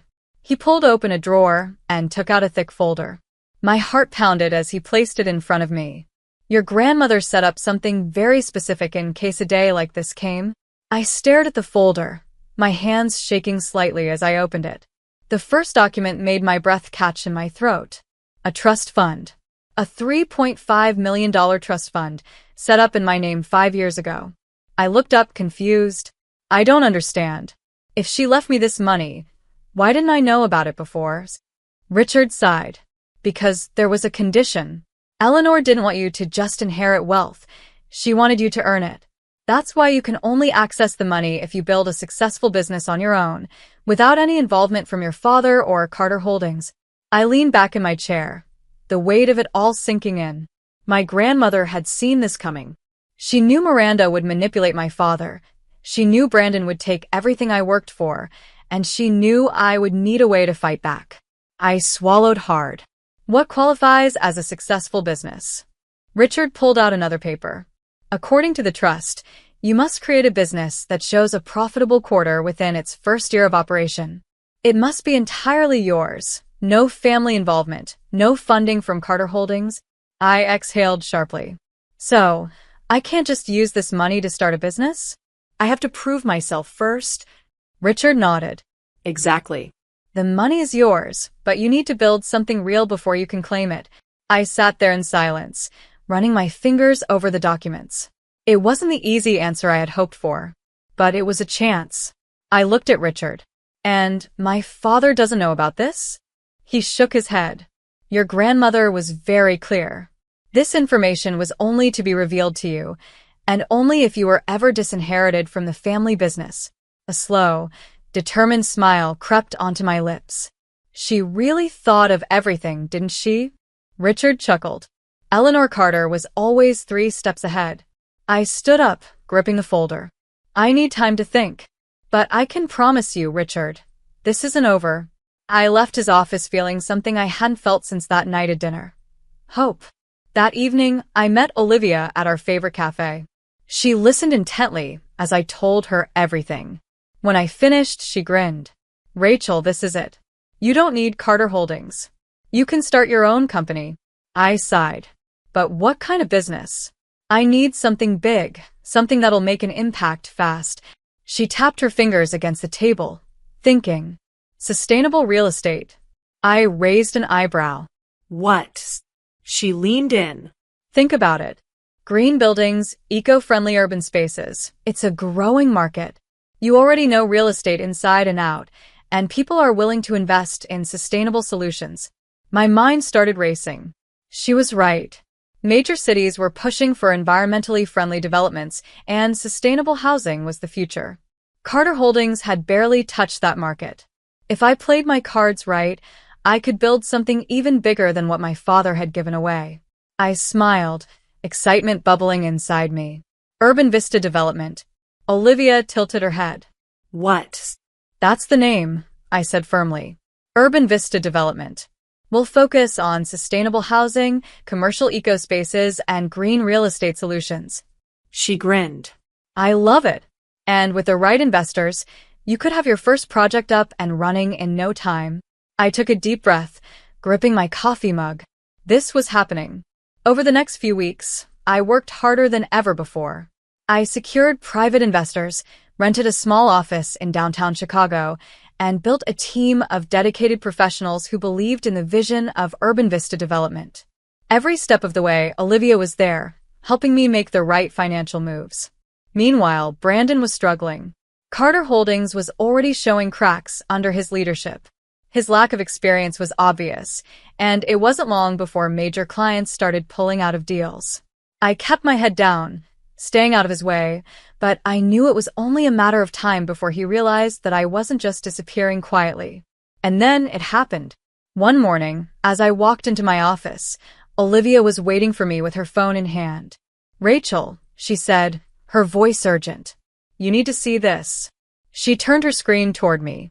It was an article from a major business news site. Carter Holdings losing investors as new competitor rises in green real estate. I read the headline twice, my heart pounding. Olivia smirked. "Congratulations, Rachel. You're officially on their radar." I felt a slow smile spread across my face. Let them watch. Let them worry. This was just the beginning. I knew it was only a matter of time before Brandon, Miranda, and my father realized what I was building. But I didn't expect them to act so soon. The very next morning, as I walked into my office, my assistant, Maria, looked up with wide eyes. "Rachel, you have visitors," she whispered. I didn't have to ask who. I already knew. Stepping into the conference room, I found Brandon and my father sitting at the sleek glass table. My father looked serious, but Brandon looked amused, like this was some kind of game to him. I walked in confidently, setting my tablet down on the table.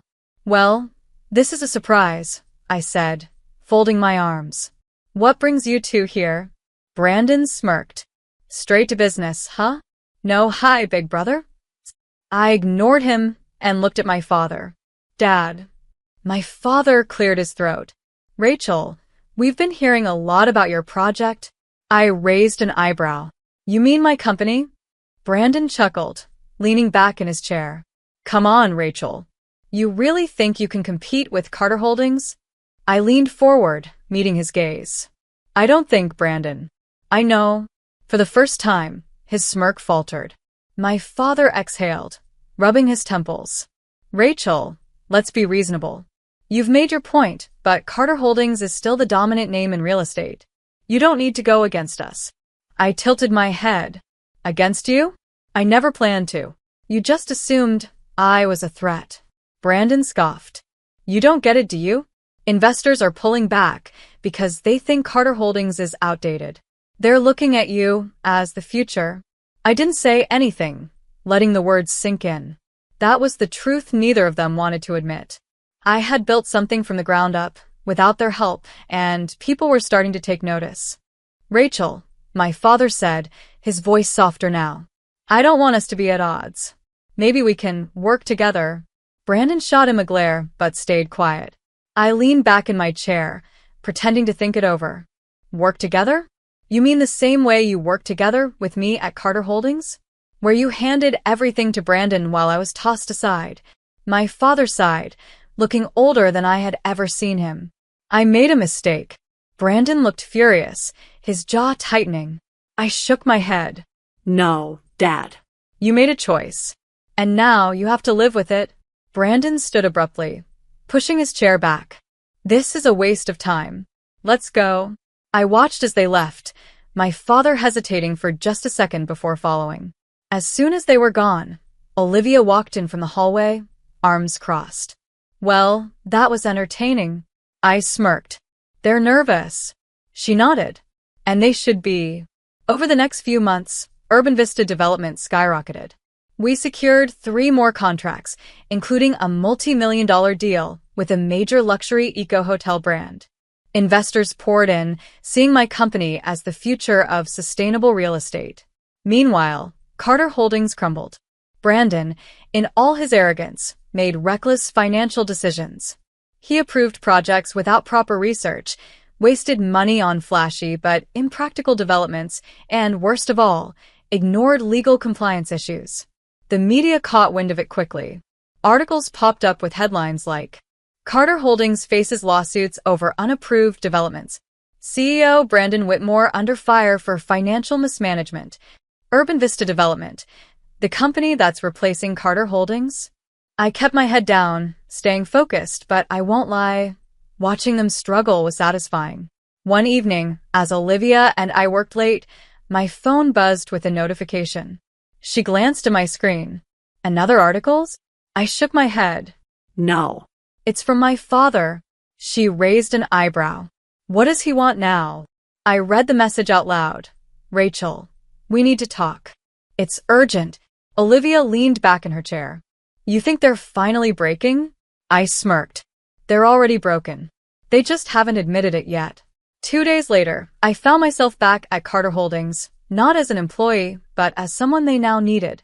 Miranda was nowhere to be seen. Apparently, she had taken what was left of their savings and fled to Spain. Brandon, looking disheveled and far from his usual polished self, sat slumped in a chair in my father's office. My father himself looked drained, his once proud posture now slouched. I didn't sit. I wanted them to feel the power shift. My father cleared his throat. Rachel, Carter Holdings is in trouble. I folded my arms. I'm aware. Brandon scowled. We're being sued. The city is fining us millions for illegal permits. Investors are leaving. If we don't fix this, we're finished. I raised an eyebrow. And My father sighed. We want to offer you a position back at Carter Holdings. We need you. I couldn't help it, I laughed. A full, real laugh. Brandon shot up from his chair. This isn't funnies. I wiped a tear from my eye, shaking my head. Oh, but it is. Because just months ago, you sat in that very seat and told me I was too emotional for business. That I was not the right fit. And now, here we are. My father's eyes pleaded with me. Rachel, please. I inhaled sharply and gave them a long, hard look. And then I delivered the final blow. no. Brandon's face turned red. What do you mean, no? I mean no. I don't need your company. I built my own. And unlike you, I didn't run it into the ground. I turned toward the door. Rachel, my father's voice broke. I'm sorry. I paused, gripping the door handle. For a moment, a part of me wanted to forgive him. But then I remembered the dinner table, the announcement, the way Miranda laughed, the way my father had looked at me and said, this decision is final. So I turned my head slightly and said, so am I? Then, without another word, I walked out.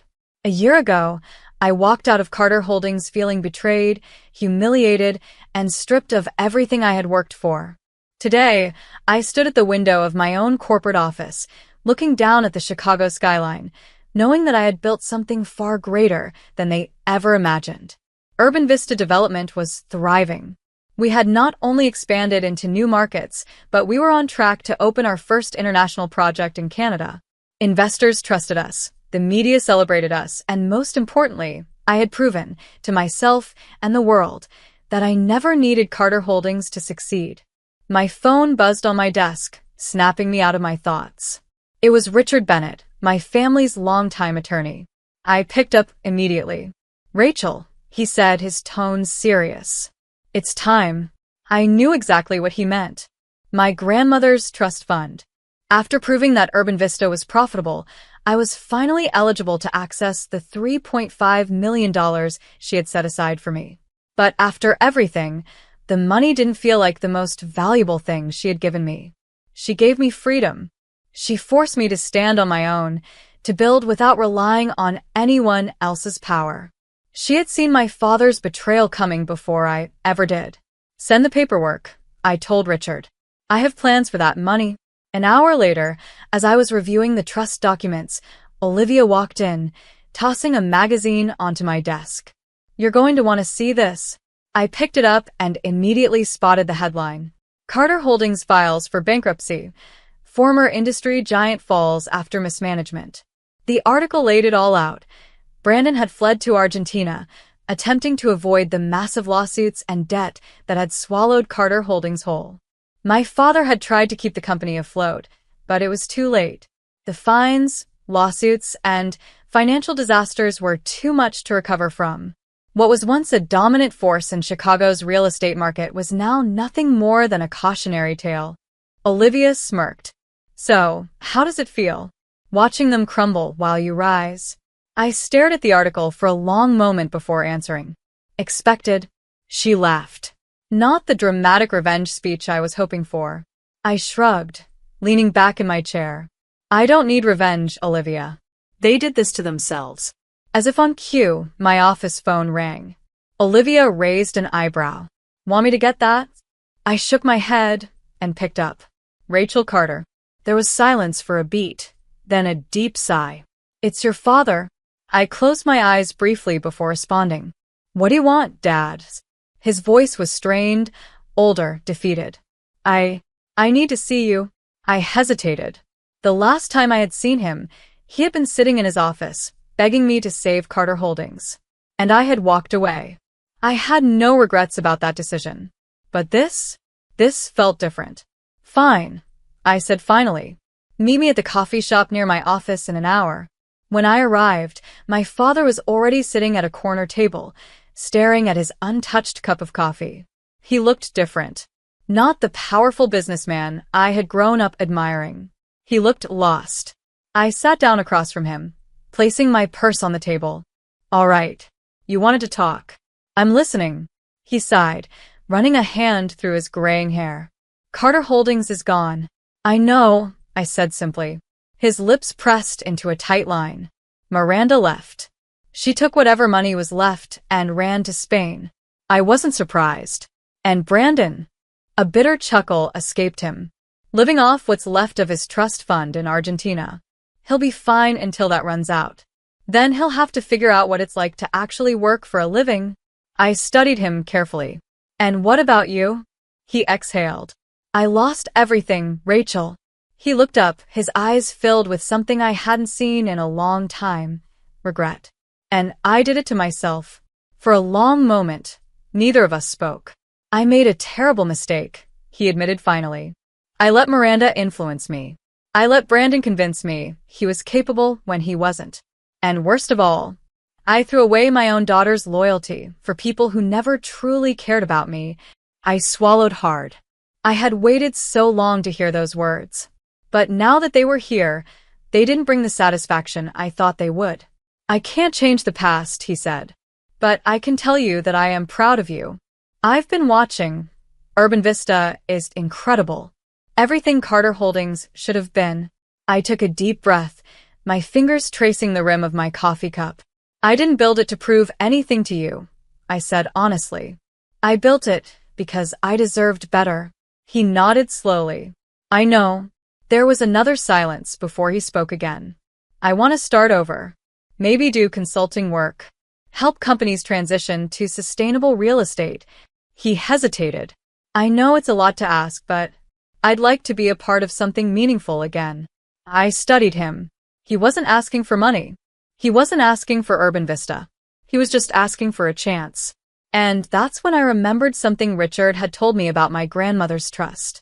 She had also left instructions for a foundation, one dedicated to helping young entrepreneurs, especially women, build sustainable businesses.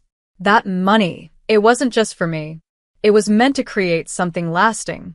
I pulled out my phone, opened my notes, and slid it across the table. "The Carter Legacy Foundation," I said. "I'm starting it. A nonprofit to help women in real estate." He picked up the phone, reading the details. This is incredible." I took a deep breath. "I need someone with experience. Someone who knows the industry and can guide new entrepreneurs. Someone who knows what not to do. He looked up at me, realization dawning in his tired eyes. You're offering me a role? I nodded. Not because I owe you, but because I believe in second chances. He swallowed, visibly moved. I don't know what to say. Say you won't mess it up, I said with a small smile. For the first time in a long time, my father smiled back. As I left the cafe that day, I realized something important. Revenge wasn't what mattered. Winning wasn't what mattered. What mattered was building something real, something meaningful, something that no one could ever take away from me. I looked up at the Chicago skyline, feeling lighter than I had in years. My stepmother was gone. My stepbrother had fled. My father was rebuilding. And me? I was just getting started.